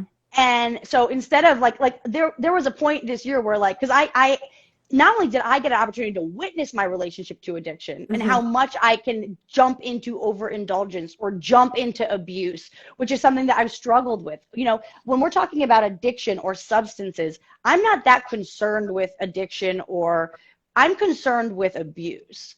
So I don't care if I drink this soda, but if I'm drinking 4 sodas a day, that's different than having a soda. Well, you know what I mean? Yes, absolutely. And here's what I have observed. I have observed more people than ever kind of recently losing some of their healthy habits and overindulging, whatever it meant. I've heard from more friends. I've had that in my own experience. I just ate a ton of bread, drank a bunch of wine, like started to get. No, I'm fat as shit right now, dude. I'm fat. I was like, I'm over this. I was like, I need to like start exercising. So there's this like theme, and it was in the actually though last night. What you're actually saying though, you don't need You're saying I want. I want, and it's for sure. because that's the whole thing though. It's this, you can't, if you live your life. I had a friend whose father died. It was a very traumatic experience. He died we were all at a soccer game. He was the healthiest dad ever. He was on his rollerblades at the top. My high school had like an amphitheater. He was standing at the top of these stairs, amphitheater. He had rollerbladed to watch our soccer game, and then he had a heart attack standing on his rollerblades at the top of this amphitheater and fell to the ground, and Wow. we watched him die, basically. Wow. So insane, right? Yeah. And I remember even at that time thinking, wow, there is really no fucking guarantee. So you can be the healthiest expression of an adult man who does, I mean, he was like healthy as shit, hot dad style, and soccer coach guy, you know, like, and he died young unexpectedly. So it's like, I think that there's a real need. Look, when there's light, it doesn't come without the dark. The shadow and the light are the same. They work together. So instead of just making these choices because I need to be thin so that people like me, or I need to not smoke so that I'm not a disgusting person or whatever, actually none of that's true. I'm going to tox myself out of this habit. You're gonna carb yourself into wanting to work out, and then remembering how fun it feels to watch your muscles transform and to then feel better in your body. And then you might get to a point where you're super fucking fit and you go, you know what? We're in phase 3 of lockdown, and I want to see how many pizzas I can eat tonight. And you might fucking do that to the point where you are so uncomfortable that it's not like I need to do this. It's like I want to. That's just the easier choice because I feel bad. Who was talking last night about health and kind of like, oh, it was Sean in his meditation. He was like, it's I always like giving people like a little push to, you know, okay, if you know we're starting a new moon, you guys, like, I know how we get, especially in this pandemic. Like, if you're not in love, like I was in love for the most of the pandemic, so my eating and all that stuff was like super healthy. I was like so well. And now I got out of the relationship, and this last couple of months have been like hard, or, you know, I've just been using things a little bit more than I would want to. And so now I'm taking this opportunity, this new moon, to be like, you know what? I'm going to get up. I'm have exercise this month. I'm putting the Post-it notes in my fridge. I just want to encourage anyone that's out there, you know, if you've overdone something, put your bread and your chocolate, whatever, in the freezer. Go out to the grocery store before it closes tonight and get like fruits and vegetables, get stuff to put in your smoothie. You know, you probably have a blender or a food processor or something, and just kind of use the week. We're also starting Monday. Here's your little notice if you want one. We can go and kind of get a little fresher again, get those veggies in. That's my little new moon. You can. I love that. Yeah. And I think don't do it. I think just like it's all about intention, right? So like don't do it because you've been doing it wrong.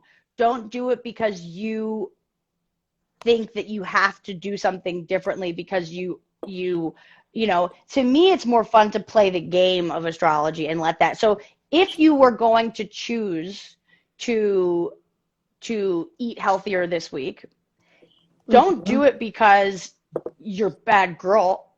No. Do it because you understand that the Pisces energy is directly connected to the Virgo energy, and the Virgo energy is all about purification of the physical and harvesting the physical, and Pisces energy is all about spirit. And so when you do your Virgo work of eating healthier and being in healthier routines and practicing ritual, it's not because of vanity or health, it's for witchcraft. The healthier you feel, when you're not just focused on how bloated you feel, you might have a couple of other creative thoughts and nudges that would come through, except that now you're just thinking, can anybody notice my pants are unbuttoned? You know, why did I even wear jeans? I'm throwing them all out. You know what I mean? Like, it's like we distract ourselves. Smoke is interesting, though, is this connection that you're making of like purification and the spirit. It makes smoke and your interest in cigarettes kind of fascinating. Yeah, I'm sort of interested in it myself because I also hear the people who love me the most are extremely judgmental about it and extremely upset with me about it. And so then I went through a phase of this experience going, wow, they all love you more than you love yourself. Uh-huh. And then I had to switch back where I'm like, fuck that actually, Mm-hmm. because it is not our job to police each other. And in fact, when spirit moves you to do something, especially something that is not advised, I actually think the higher level work of it is to trust yourself there. So it's not that if we were not meant to experience, Mm-hmm. I'm not here to never grow again. I'm allowed to be wrong. I'm allowed to go through Right. whatever, right? And in fact, talk about new door, old door. This is a whole new door. I have never smoked in my fucking life. And, part of it to me is also on a spiritual level, I guess I sort of feel an ownership to it. It's like if just going to the grocery store could have me ending up with something in my lungs that will kill me and I'll be some statistic of a coronavirus death, I would much rather do it myself feeling a little nicotine high and journaling while I'm watching the sunrise. Like, okay, we aren't safe on Earth. Even if we make every healthy choice, Mm-hmm. we're still not safe. So you know what? I'm clogging my own fucking lungs. And I'm going to choose to I don't know. It sounds crazy. And everyone that I've said this to that loves me is like, you're lying to yourself and this is completely fucking demented and delusional. Mm-hmm. Maybe it is. Maybe Pisces season will show me that by the end. But to me, it's like, I feel on some level oddly protected by this choice. Mm-hmm. It's completely counterintuitive. Yes, it does not make sense. But yourself.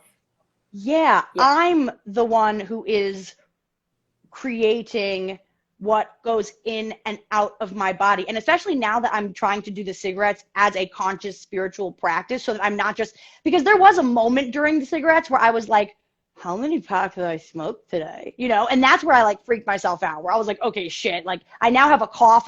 There's like phlegm in my, you know what I mean? Like, it's like, The other interesting thing about the cigarettes that I will say is that I suffer from chronic sinusitis. Jews, again, let's not be so attached to marrying our brothers and sisters anymore, people, okay?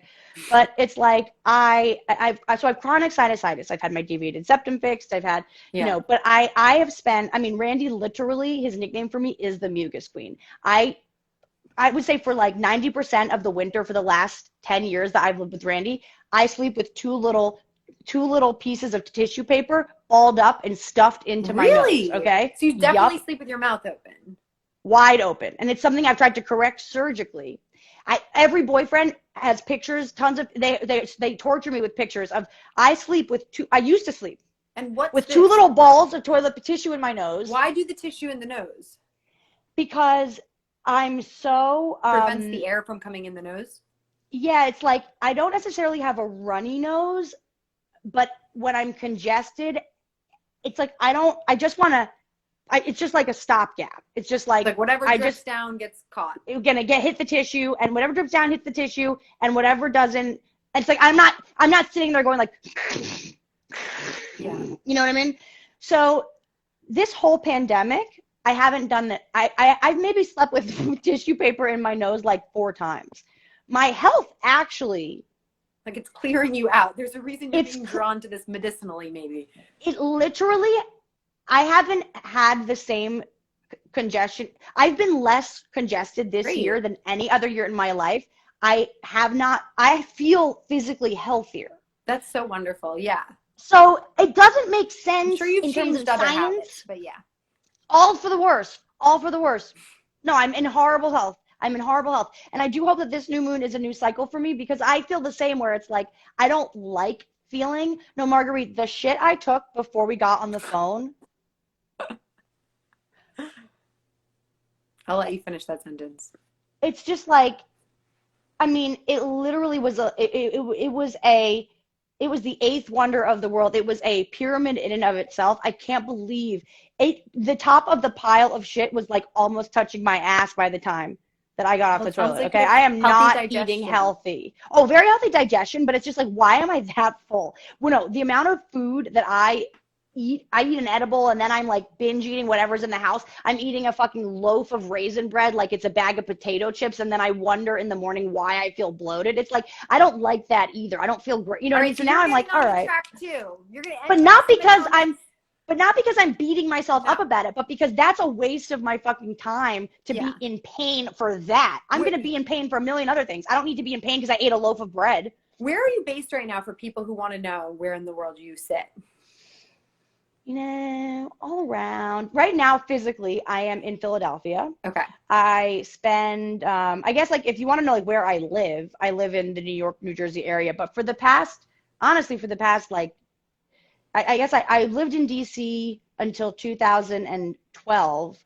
And since then, I technically have lived in New York, but I don't Yeah, have a home. move I around. am homeless as fuck, but home full. I have lots of homes. If there was one thing you wanted people to like, who jumped on right now to like do this week with this new moon, what would you want most? Let yourself surrender to the dream state, to the play state. It is about taking action because a new moon, like this next week, is the time where we're going to be wanting to move forward. We're going to feel revved up and wanting to move forward on our dreams. I guess what I'd want everyone to take away is that I need you to start thinking of doing work as inclusive. So we need to include the feminine work in the doing work, and the feminine work is resting, meditating, playing, bathing, crying, ideating. You know, when we are doing these, when we are in habits that are feminine work, oftentimes we're either calling it self-care to check it off the list, or we're saying I'm unproductive, I'm lazy, I did nothing, I got nothing done today, I cried, I'm hanging on by a thread. No. That is all work. The work of contemplation is what I would say. Let's try to fold contemplation into the way that we do our work. Because if we are doing our work more consciously and in an actually balanced way, which means that we are working on the divine feminine, or we're working with the divine feminine and we're working with the divine masculine. And then there is this third entity, that Horus energy, where it is about really just play and higher knowing and that third thing. It's like Horus is the sum of the parts, right? So Isis is looking for the parts. Osiris is just kind of dead in the water, but now functioning in the underworld and able to communicate with his partner, but he is not actually physically present, right? But because there was this relationship between spirit and matter, Virgo and Pisces, masculine and feminine, masculine being the spirit, feminine being humanity and earth, then we can create that third thing, whether it's a song that you write or a relationship that you create or whatever baby comes out of this union is the work. But you cannot have that balance unless you honor that the divine feminine's work is not so black and white, and you need to respect the time that you take to be in that dark, chaotic, weepy, confusing, artistic space. And that is if you do nothing but cry all day, you had a productive day. So that's what you had to understand. So what Sarah's telling us this week is really exciting. You can look forward to a week of like work combined with taking walks, contemplating, take a hot shower in the middle of the day, take time to talk to a friend, then get back to your work. Try and keep it balanced. Be aware of including both your masculine and feminine energies. And I wonder if we could even thing comes. 100%. Like, I wonder if we could even reframe, like maybe we could pick a different word for work, you know? Because I think that's what's fucked us all up a little bit. Because even what you said there is like, I can do this and then get back to my work. And it's like, no, like I'm only being nitpicky because I think that is part of the like subconscious programming where it's like, you know, it's like get back to the list or get back to do you know what I mean? But it's like when you're on the phone with a friend right now, Marguerite, you and I are working. Now, are we doing anything other than just pressing go live and broadcasting it? We're two friends and colleagues having a conversation about love and spirituality and astrology. That's fun. We might say in another version of this universe that we were totally unproductive today. But actually, because we have honored our divine feminine and masculine and going, oh, part of our actual work is to be conversationalists and is to be educators and is to these conversations that we're having that we have been thinking have been waste of time because they're not our job. First of all, let's make that our job.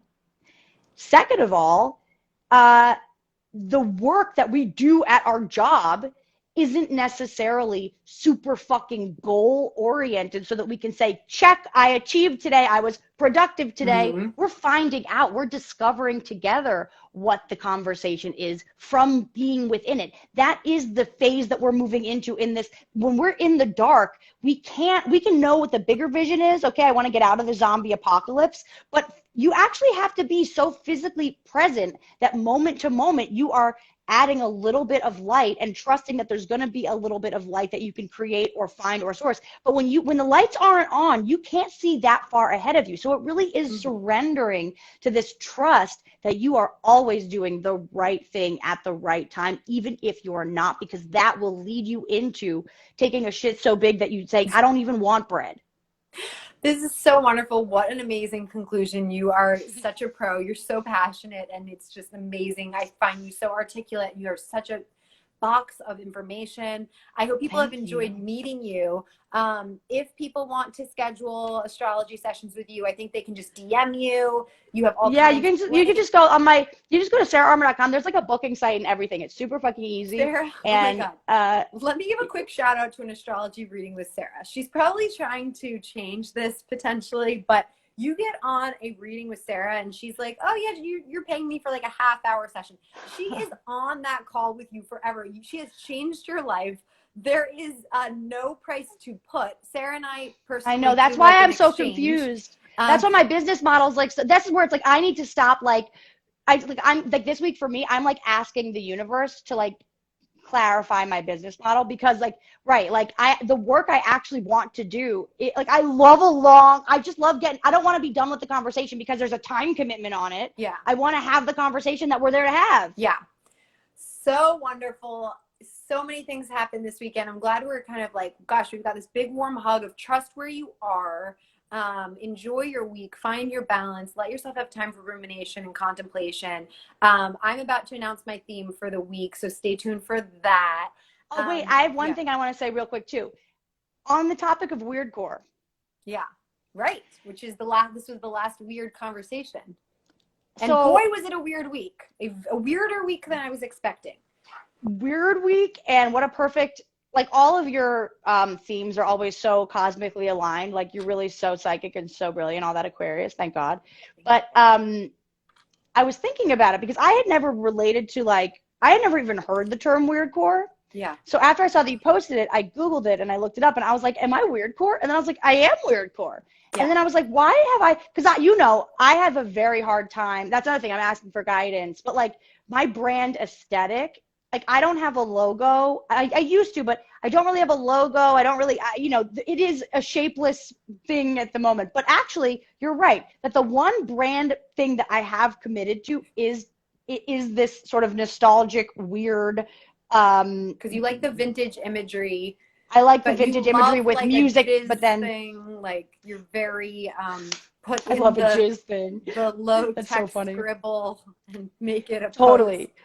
100%, right. And a lot of people that are actually really good design, my friends who are really into design and including you, everyone tries to help me and wrangle this, but it's very hard for anyone to help me with this but then I was thinking why is that the aesthetic? That is so interesting that is the one thing that I can commit to aesthetically, right? And then I'm like, oh, it's because the vintage imagery paired with, I try to pair vintage imagery with a song that's the remix club version. So the last one was Eggs to remix Sail Away, I loved that. Yeah, the eggs. But the reason is because, when we're talking, not the reason, I hadn't thought about it until you posed this topic, but then I was thinking about it and I was really kind of proud of the conclusion. All this to say, you can't think yourself into doing the right thing, but now in retrospect, I'm like, wow, that's the right thing. Yeah. Because what is the moon work? If you're why, because the moon is such a complex, it's I have to explain to people all the time why we do moon ritual, why follow moon work, what is the point of moon work? Moon work is all about remembering. Isis is all about literally remembering. It's about remembering and putting things back together, but differently. So every moon cycle, we are asked to reflect. We are asked to look back on,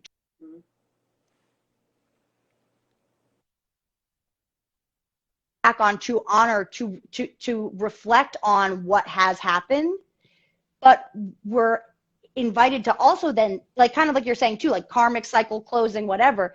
It's like we have to think of it in a new way. So we can't forget the past. We must honor and remember and reflect on the past. And then we can remix and bring it into the future so that you're experiencing these kind of old nostalgic, or just like your life is still, my timeline is my timeline. I'm still the kid I was. I'm just not a kid anymore. So I can be connected to my past, but also create a different future with a little remix or with a kind of different spin on it. And I think that's why I actually did. I think I choose no aesthetic. You're right. I did choose an aesthetic, and it is weird core. And that's why. You totally are. It's so true. It's starting to rain right now in San Francisco. I love your shirt, by the way. You know who got this for me? Haley Hunter Rutherford, and she has one too, and we wear it together, and we wear our full moon sweatshirts together, and it's one of the funnest things. It was a great gift.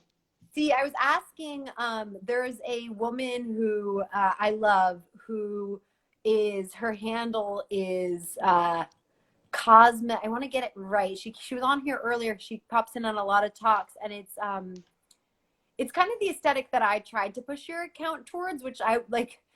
You still can. We can still discuss it, but you know, the reason I don't have your login on my phone right now, and then we have to do the phone number, which we can. But I look at your account sometimes, and I'm like, she's always going to go back to her. Dude, I'm honestly not wrangleable, but I will say though, I've been a little busy, but I do lens. That's what I'm thinking. Cosmosin's amazing too, but I'm gonna put Pixel and lens in case somebody wants to. To me, this is like the most obvious, beautiful aesthetic. It's kind of like Desi's old design work, like where people do like the kind of like collaging of like astro imagery, but like at the same time, a lot of people have those kinds of pastel. I mean, people have different interpretations, and they're all really beautiful. I find them fascinating. I'm curious. Send me those links, and I actually have been. I've been having a lot of. Well, oh, thank you. Well, but no, but it's like I've been having a lot of thoughts for us and on that work because this whole thing is so, you know, I'm witnessing myself too, and you know, I am known as like the uncoachable coach. I'm very hard. I have a lot of leadership, not a lot of follower in me, and not a lot of followers. And so where's the connection? You know, maybe give so that you may receive. Maybe I should follow so that I can lead, right? But what I will say is that and follows why I have followers, lol. But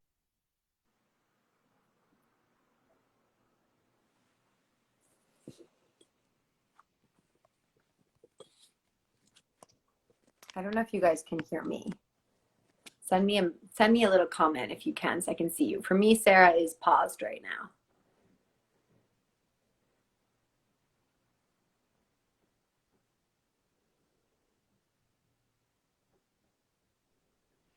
Hey. Are you there? Oh, yeah. Hi. Okay. Sorry. My phone, I got a low battery warning, but I plugged my little phone in. I don't know. I guess we have to go soon. LOL. The universe is like, end it. But I do have some ideas for us, which I will email to you. But I do think okay, now we gotta hang up because my phone now is just like Yeah. Get off. My phone's like, you're dying. But more to discuss on that. But in the meantime, yeah, don't come to my page for the brand. Just come to the Moonuals for the fun.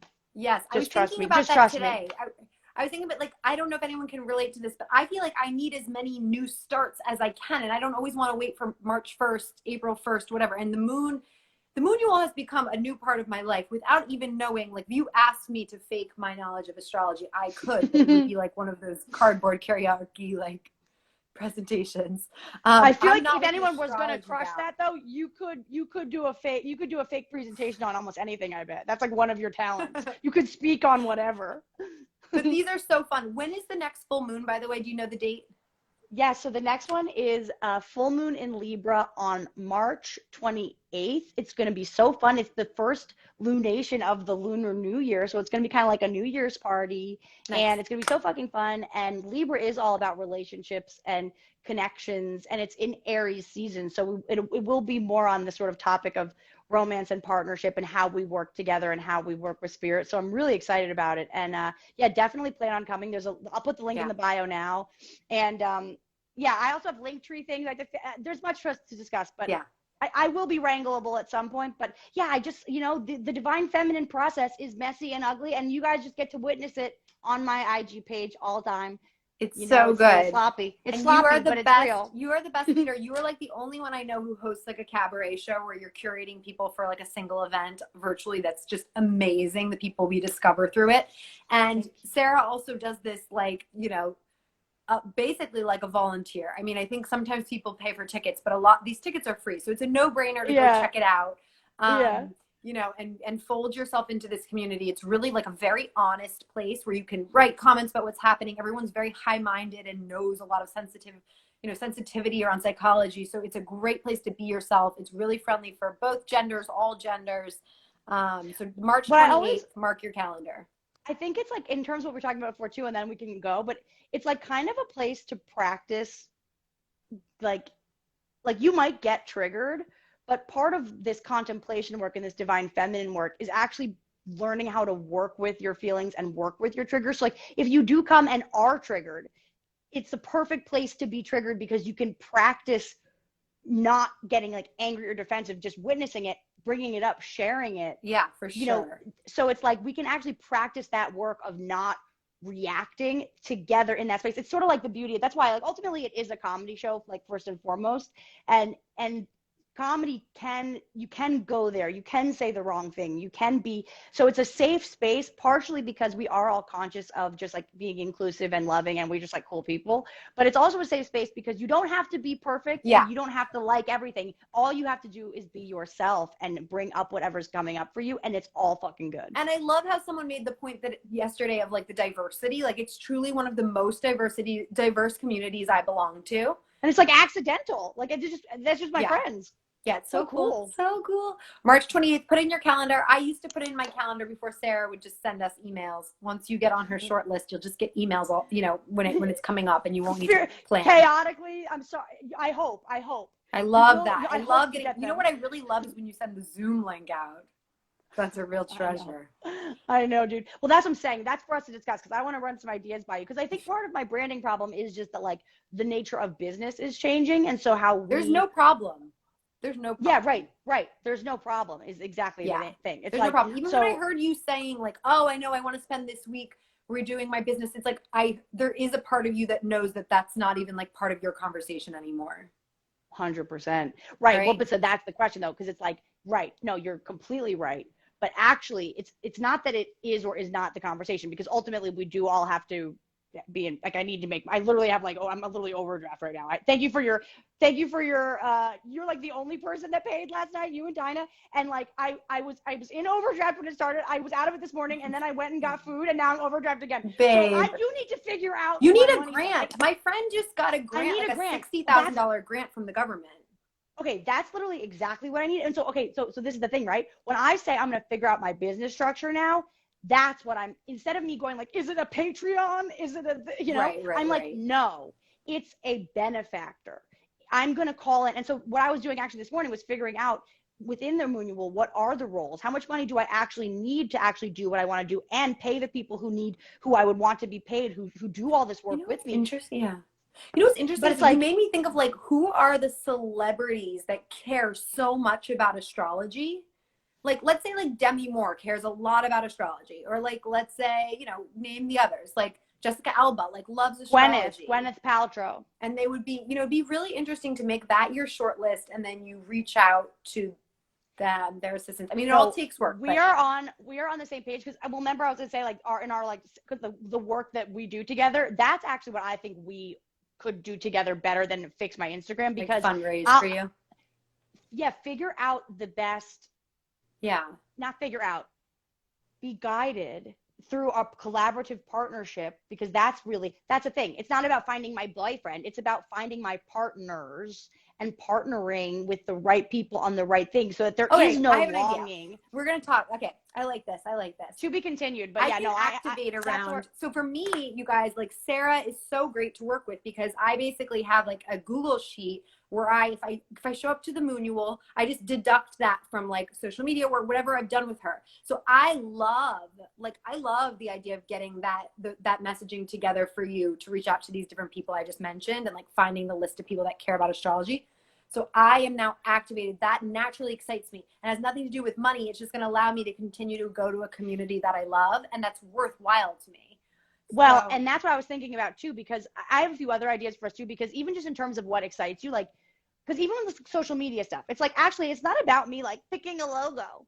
It's about using, and this is with everything, right? This is not just with us. It's with that's why the guy that you're pining after, he might still be whenever in you your say life. that, I feel like people are going to think I'm so pathetic. There's nobody I'm pining after, you guys. I just had a breakup. That's the only situation I'm in. I am the #1 piner on earth right now. I'm talking about myself. I never pine. I can't even stand that energy in myself. If I feel that even for a second, I'm like, you need to stop. You want to know the funny thing? I actually love it. I have friends who love that too. I know certain people, like, it does not bother them. I'm a Cancer. I love longing. I love nostalgia. I read the book that I read more. I carry around the Essential Rummy with me everywhere, and read poetry about separation. That is the Horus Isis wound. That's what's being healed, though, right? They actually have the most powerful relationship of all time. They are more together, and they create more miracles together than anyone, and they are physically separated for eternity. That is physically, but they're really together, and they'll always be together. And that's where, to me, when we're talking about romance during this moon, it's really understanding that romance is not just in the coming together, it's also in the separation, and it's not in it's in the space between that we actually can do a lot more of the work than just like, pump and dump, fucking get out, whatever. Quick question, because I know this is on someone else's mind. For that person that we're separating from, let's say, like, how there are different times in astrology where it's good to like hold back and not send a message. Is this one of those times? I would say, again, instead of thinking about it in those terms, like again, I'm not going to not smoke cigarettes. I would play a different game. So instead of thinking about sending messages, I mean, you need to know that with all, like, Aquarius and Pisces are probably the two most psychic, telepathic, non-physical signs. So I think send every message, but play with telepathy, play with not sending the message traditionally, and see what results you can create without actually creating physical on earth drama or confusion. Send the message, though. We can do that via journaling, and then carve their name into the candle and burn it. Oh yeah, and you had suggested that. Yeah. So let's feel say yourself this is in the communication, because you had recommended that recently, and you said, so you carve their initials into here, you guys, and then you light your candle and it burns. And for what situation do you recommend doing that? Every single thing, every single day. Here's the beauty of spirituality, right? You get to make things meaningful. So for me, the candle practice, like okay, so where is it? It's where'd it go? Rose quartz. I put it on my altar the other day.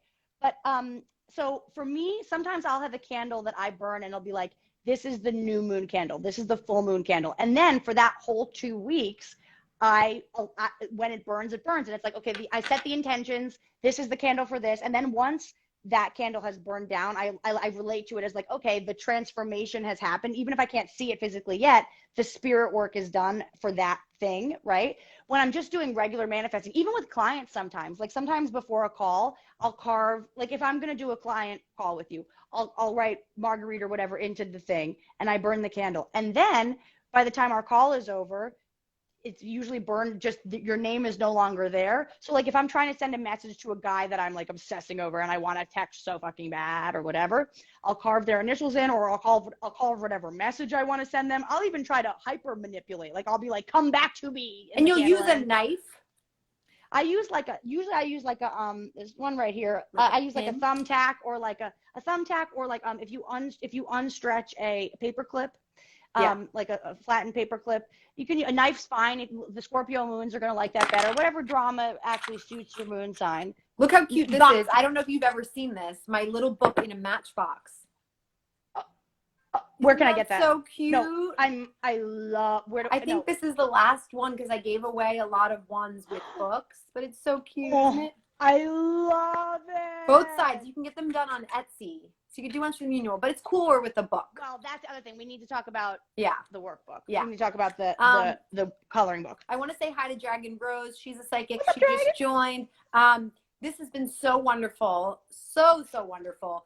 Doing a session with you is a 0% no-brainer. Although I know you brought your prices are not super low, but you guys need to do it. And also, Sarah is a softie, and she probably shouldn't be. But if you write her and say, please, can you do it? 100%. A session, all I have is $75. She'll do something with you. So just message I'll her. I'll work with anyone, but like I have to learn to just like value She's going to learn time, that. You know, I am so generous with my time and so generous in general that I have to heal my, I need to expect my divine feminine also needs to expect to receive without overgiving. So that's my healing work to do. So now I'm like, no, I'm charging what I'm charging. This is what it costs. So she might fight back, but you should work with her rather than not, because I am it's not, if you can't afford it, I think of astrologers like, I didn't need to work with them and whatever. And you just came into my life and you're a life-changing person. The truth is though, it's because I'm not really an astrologer. It's because I'm a life coach.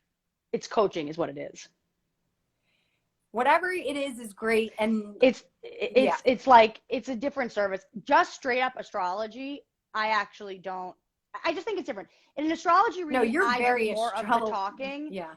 That's because we're doing a one session. So I'm just talking at you and it's about the astrology, using the astrology to make my points. Yeah. But actually I've been a practicing coach I'm like maybe the best life coach on earth, which is an expensive service and it does change your life. The people that I talk to weekly, I'm an incredible coach. So a lot of times when I'm doing astrology, I am coming from this perspective of I'm in a conversation that's not just about reading the transits. Like I'm not as good at actually reading the transits as I am about interpreting the chart and knowing from a transformational perspective what to reflect to you so that you can see yourself differently and then do things differently because you have a shift in your own perception of yourself, which is actually the work of coaching. You just do it overall. But I think that's the thing that makes you so special is that you're like using astrology as like a tool, but you're primarily that coach. It's the same with comedy. Like I'm a comedian and I'm an astrologer, but ultimately the work of it all is just like, connection and perception shifting. Yeah. And comedy and astrology are two tools that are really easy for people to. Nobody wants to talk to a life coach. Nobody wants to do. You know what I mean? Like, so astrology and comedy are like entrances into my business. I truly hope that one day I get to be an old woman who like has some awful thing happen in my life, and I get to be like, Sarah, I need a reading. Man, I hope. Yeah, I promise you that even from like our porches as old ladies and like from hospice bed to hospice bed, like we will be tracking the transits and making it all make sense. So I got you on that 100%. And you do 100%. All your health stuff. You know what pairs really well with cigarettes is really healthy eating. That's what Gwyneth Paltrow does. But Gwyneth smokes cigarettes? She does cigarettes really once in a while, but it is like one of her vices. But you can, I needed there's medicine in that. Get your smoke blends. Get your natural smoke blends instead of smoking the stuff from the store. And then you can have that as part of because we need you healthy too. So I know. Well, and it's like, right. It's like, if anything, the cigarettes are like, it's like, okay, yeah, like have a green juice, drink water. Like I've recently gotten back into water. So great. Because of New Moon Sanctuary. Both of us have the same water bottle. No, where's the water bottle? Where is it? I have it with me all the time. No, it's here somewhere. No, the water bottle. Here it is. The water bottle changed my life. Yeah. Everybody needs to get this water bottle. No, I drink water now. First time in like 10 years. Oh my God. It's our friend who created it. This woman, Diana, who's like the most genuine. So amazing. Like the most life transformed, has been like married to a man, divorced, now dating a woman in an Airstream. She's like a witchy smudger. She's a witch. Yeah. She's writing a book in my writing workshop. Oh, hell yeah. Yeah, she is my friend from I grew up with her. We played field hockey together with Yeah. kids, And Dragon, So I know her even so better nice to than you. meet you. No, you literally do now. Yeah. But Dragon, I'm funny as shit. I'm also a stand-up comedian, and you should follow Sarah Armour. And also, the Moonules are the funniest fucking spiritual show online right now, period, by far. So like, For definitely, sure. comedy is everywhere and everything, and spirit is the true funniest. So, um, Oh. get with it. Happy new moon, everyone. Lots of balance Happy new this moon. week. You're blessed and you're blessed, you're gifted, you're guided. And You're guided. I was thinking of this phrase, gifted and guided, and I was like, that would be an I love interesting name that. for like my show instead of using my name. But the only thing is, it kind of sounds like there's something about it I don't like, but that's how all my guests are. It's like everyone's gifted. They're either like a cellist or whatever, but they're also like guided by some like spirit, some Wow, passion. Marguerite. No, this is okay. We have to have we'll do a trade consultation because I need your on my brand. Because remember when I was thinking about like Margmart, and because it's the same kind of thing as Margmart, where it's like there's something about it that's actually sort of like not like chic or cute, but it is kind of perfect and like gifted and guided. You saying that, I actually Capricorn Moon Mars here. I instantly have an idea of how you could like that's the thing. I'm an incredible creative thinker and brand strategist. I just don't do any of that work because I do my other work. Me, please. But I have ideas for you now that you saying that brings something together for me for your business. And I'm like, ooh, actually, we have to talk. Let's set up a time after this because we need to trade our wisdom because I have some ideas for you. Gifted and guided is brilliant because really, not only is that the people that you're bringing to the table, but like in terms of your like, let's say like newsletter, what you're doing is you can guide people at all the different times to your different like you're a store for like every person that you talk to is selling or offering some service or good that they are selling, right? So the way that you can actually like, and we can figure out how to do it in like a funny, cool way, but it's like you can put out like, guided gift guides, like gifted and guided could be your newsletter this month. If you're looking for, this is what the astrology is going to be. If you're looking for this kind of healing, can you so be my gifted and astrologer guided, for that newsletter? No shit, dude. You If just you have to can write be like my 3 fucking sentences. a million, no, you're gonna have to condense it, but then you're also gonna have to you're gonna have to write my newsletter too and also be my publicist. So but as long as you're down, I'll give you all the fucking downloads. You just might have to do the typing. Don't you just want to live forever? Sometimes when you have these conversations and it's like there's so much to do and it's so fun. And we don't always 100%. feel like that. And if you hit darkness, if you hit darkness with this new moon, I feel you. I was like very sad last night. I canceled a date. I got off the moon. I had almost a bottle of wine. I was like, that's way too much for me. It really messed. I just felt, ugh. And then I canceled a date. I was crying on the street. I came home. All I did was go to bed after making a few messy phone calls. And then I woke up at 5 a.m. and I was like, I'm going to clean this house. I was like, we're going to get it back in gear. So if you guys hit darkness, know that there is always a way. We have so many paths out of it. There's so much wisdom inside you. Well, and I think what you're saying though really is that don't look for the path out of it. Be dark. Or go to bed. Esther Hicks always says, if you feel bad, go to bed. You'll 100%. But like, that's the work. You're not going to bed so that you can get out of it. You're going to bed because you're dark. So that's the work to do. The work to do is cry and be messy and sleep. Mm-hmm. You did your work last night. You weren't just in darkness and like defunct and like invaluable. You were defunct and dark and super valuable because in merely a couple of hours, you woke up and cleaned the kitchen. I mean, that's fabulous. Yeah, my house is like good. I swept. Great. I went out. I had a great date today. I felt so opened. It was like so much more like, okay, I still have that loyal energy of like, I can't, I don't want to like someone else out of like loyalty. Truly, I'm just like, I know what you mean. There's so much love. Well, but again, I mean, if we think about the Isis and Osiris story, I mean, again, like we were saying before, we don't want Isis to go down in history as being known as the woman who's always looking for her husband's dick and, just literally searching for this dead penis, right? Like what we actually hope is that maybe she does date around because even if she moves on, she is always connected to her dickless husband in the other dimension. So it's like, we are always connected to our dickless husbands. That is God, that is spirit. So you even having that nostalgic connection to an ex or to someone that you've been with in the past, you aren't moving on from them. You are always connected to them. You just don't have to you don't have to have sex with the penis that's no longer there anymore is the big message of Isis and Osiris. You're still connected in spirit. You are loyal to them. And part of that is that you stop, drop, and fuck someone else or play with someone else, because they actually have their own spirit work to do. And the spirit is shouting, don't worry about my dick right now. And we're all going to go, no, I'm posting a thought pic. And it's like, no. You being loyal has nothing to do with you moving on. You being loyal is present no matter what, and you moving on is not counter to that. Yeah. So good. And we learned so much from these experiences we're moving on from. There's no way, in my case, there's no way to go back to being, I got so grounded and so genuine, and there's such a high quality of communication that I'll never go back to anything less than that. And it's like the biggest gift.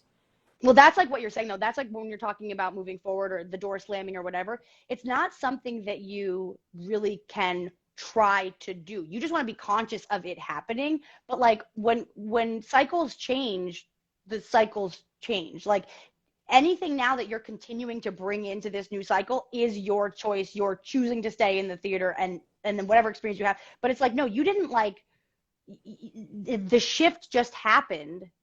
And now you're in a different place. So it's not like I have to try not to do this thing. You're just like, oh no, I'm seeing myself move through this thing. Yeah, you're right. It is changing. I like that you brought up before, like how doing something that your family, didn't approve of, but actually sometimes I just want, because I know that Dragon Rose might hit her hard. And it's like, I had something very similar recently where I was contemplating with this, frequent partner of mine, whether he should come down and visit me. And we were debating it. And fortunately we could debate it from such a level of clarity that we sort of determined, it's probably not the right thing. But that would have been the type of choice where everyone's opinions would have flooded in. This is a horrible idea. What are the two of you doing? And with you, it's like you found, your cigarette, somehow tobacco smoke is sort of helping you in other realms. Your nasals are clearing out and stuff like this.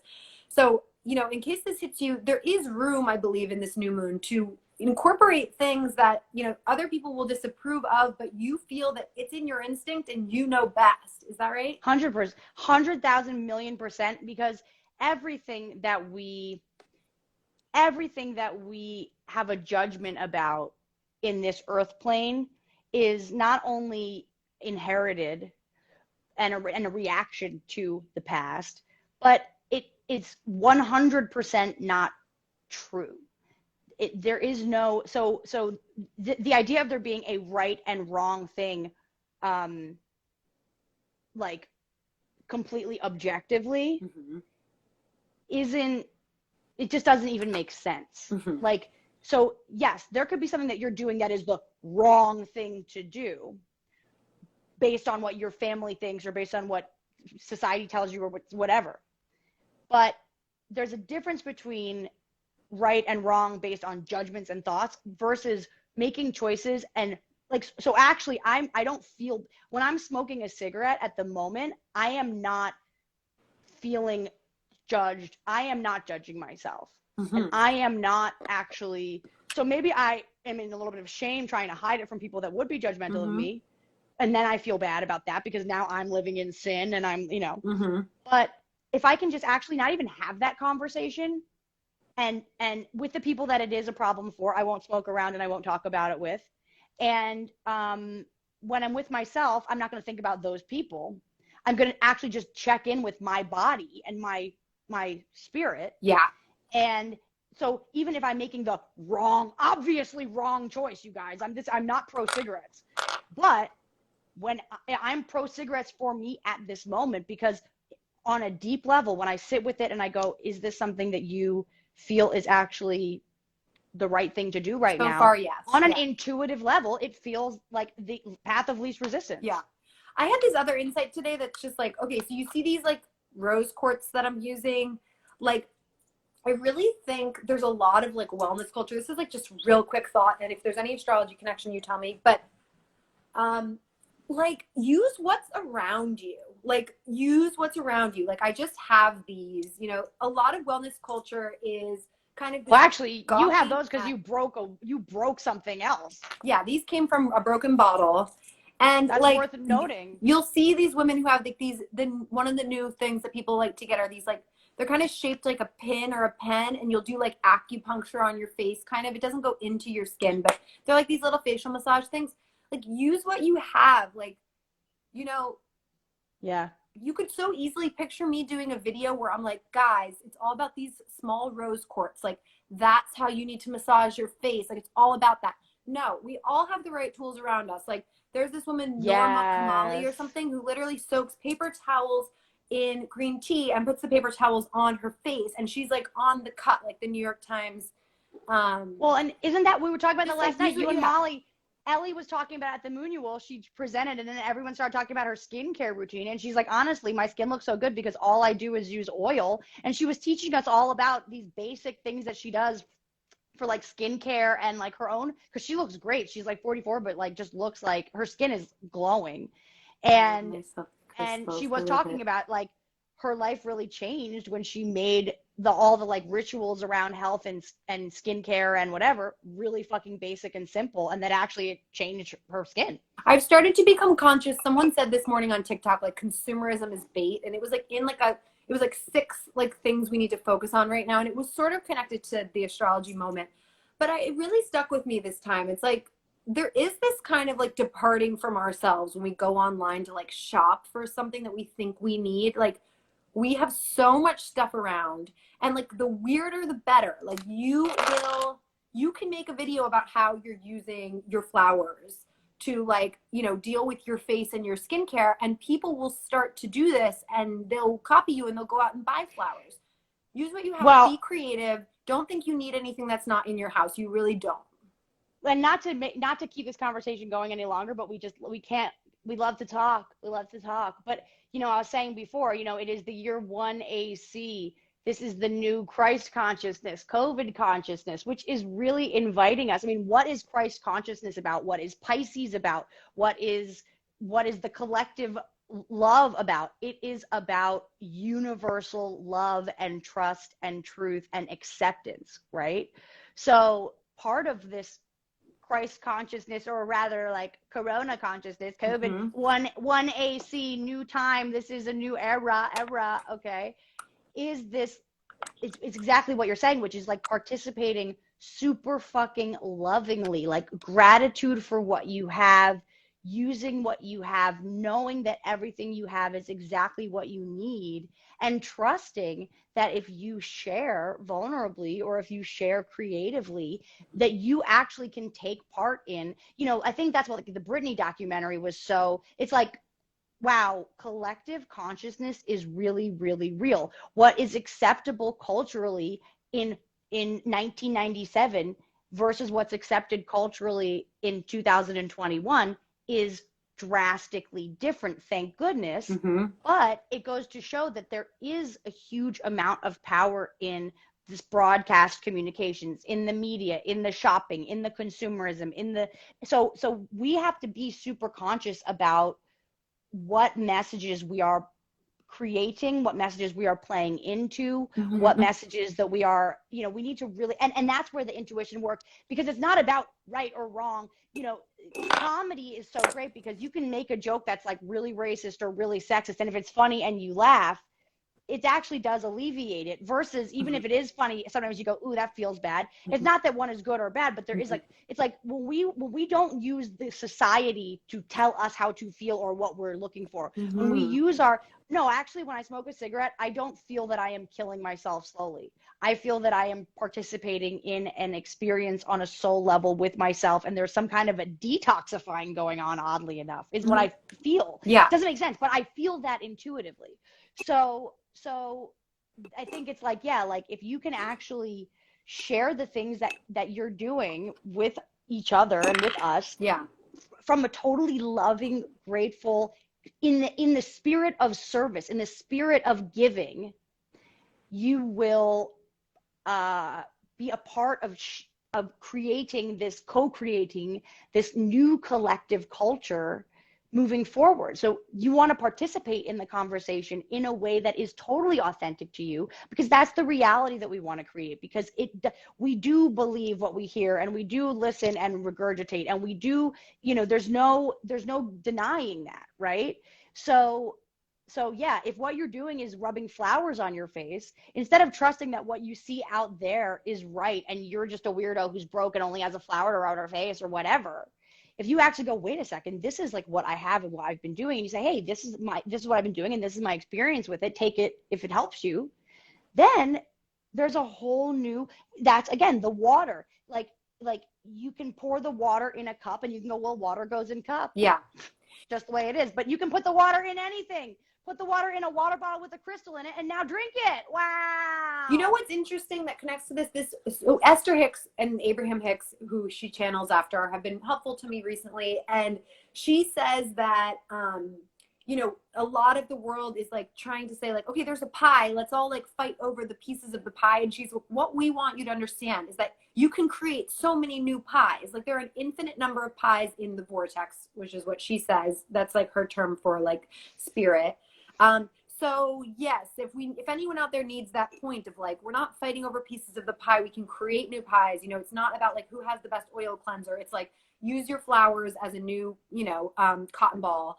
And that's, you know, giving us a new pie. And I think what you just said is I'm really glad that you said that before we get off, because, you know, if I want to leave anybody with a message, right now we are in the vortex. And so it's not about going, I'm going to create a whole new life now that I'm starting from scratch and my karmic door is closed.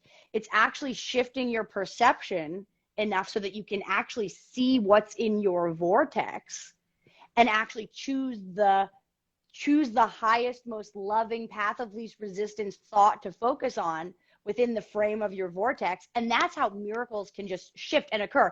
And when you talk about, so we are in the vortex right now, choose wisely, choose your thoughts, choose your feelings, because you will create more of what you focus on.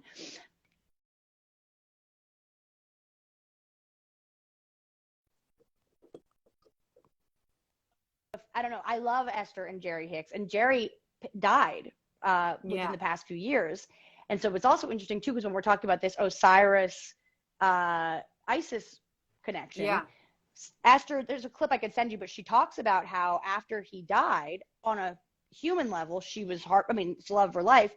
But even from the beginning of their relationship, there was this confusion because he's like 30 years older than her or something. And he was married. And so there was like a kind of some drama, but they fell in love. Aww. And they went on this journey. And now they've lived their whole lives together. They've created this empire. He dies.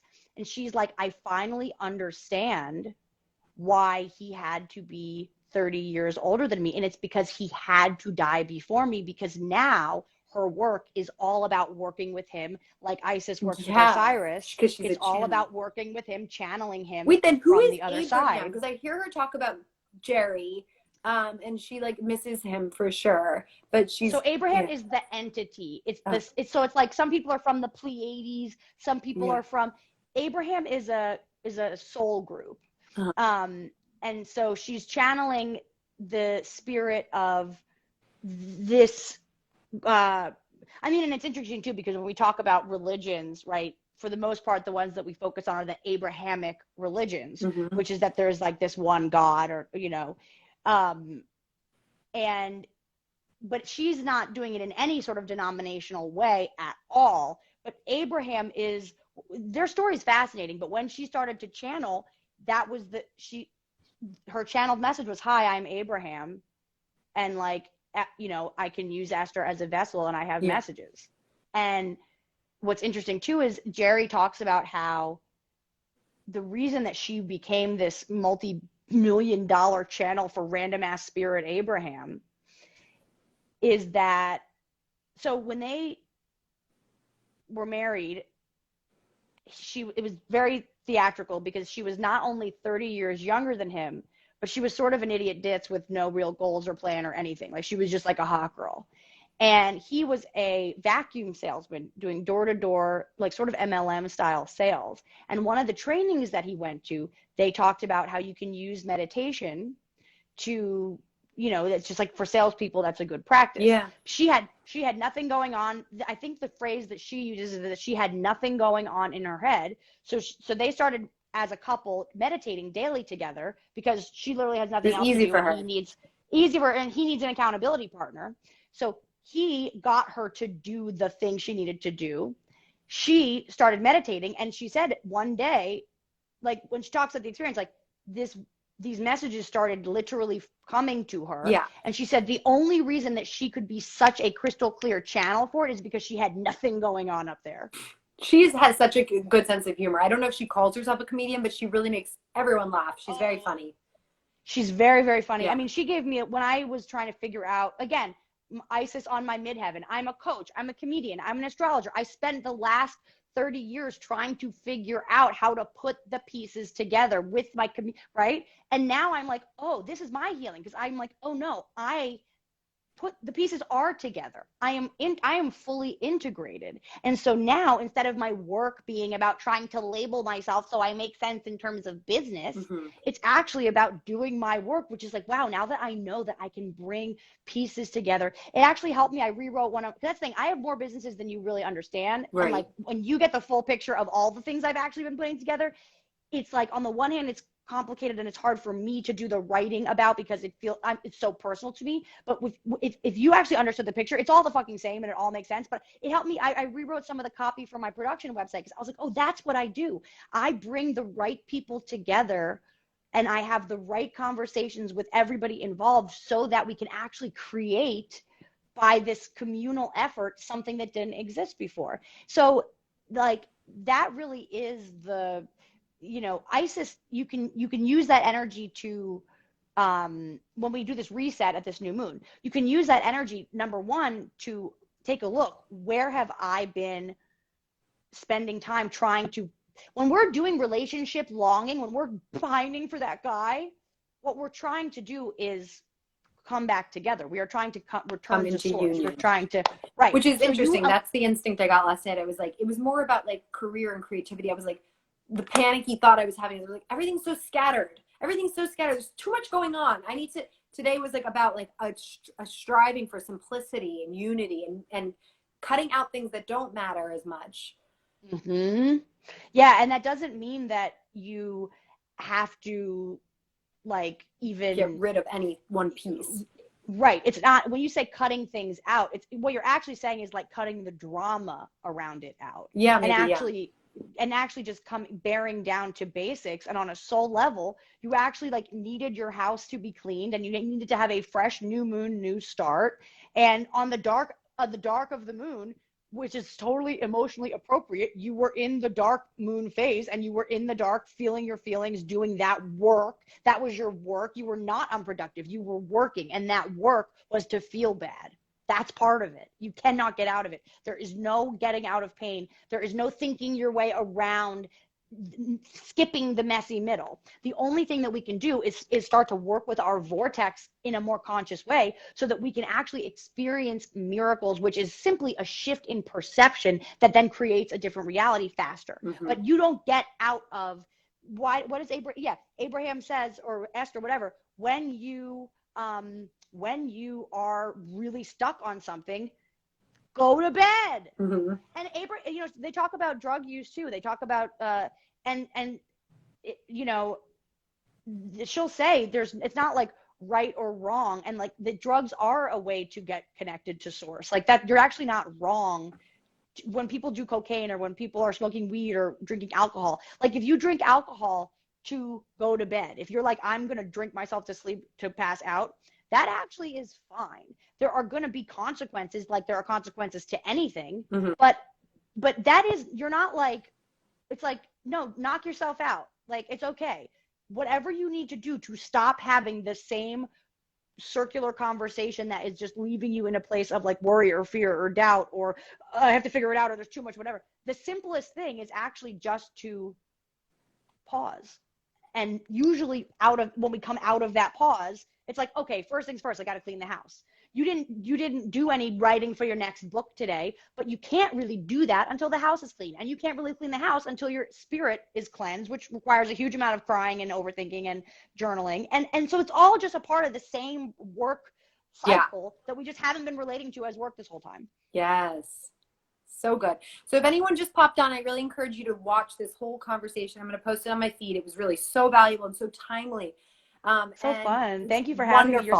You're such a great interviewer and conversationalist. I feel like you bring so much to the moon. I'm so grateful that you're there, because when you jump in with you know, like you're not technically a journalist, but like you kind of are. I mean, you really ask such thoughtful questions and you really listen in a way that invites a different outcome of the conversation than the one that you might typically, you know, I think that's why the Moon Yule is fun. It's like you can come do a set, but I can't promise you it's going to be what you imagine. It's like don't prepare that hard, come and play this. It's honestly the greatest improv workshop online right now, It is. It's because so it is. wonderful. It's like if you really just trust yourself and listen and jump out from the back line, whenever you choose to jump out and share or ask a question or whatever, it adds so much value and it takes us to a place that we would have never gone without you. So like, you're just such a pleasure. I mean, you really are a master conversationalist. And like, you know, we are inventing jobs for ourselves and careers for our lives that don't exist yet. So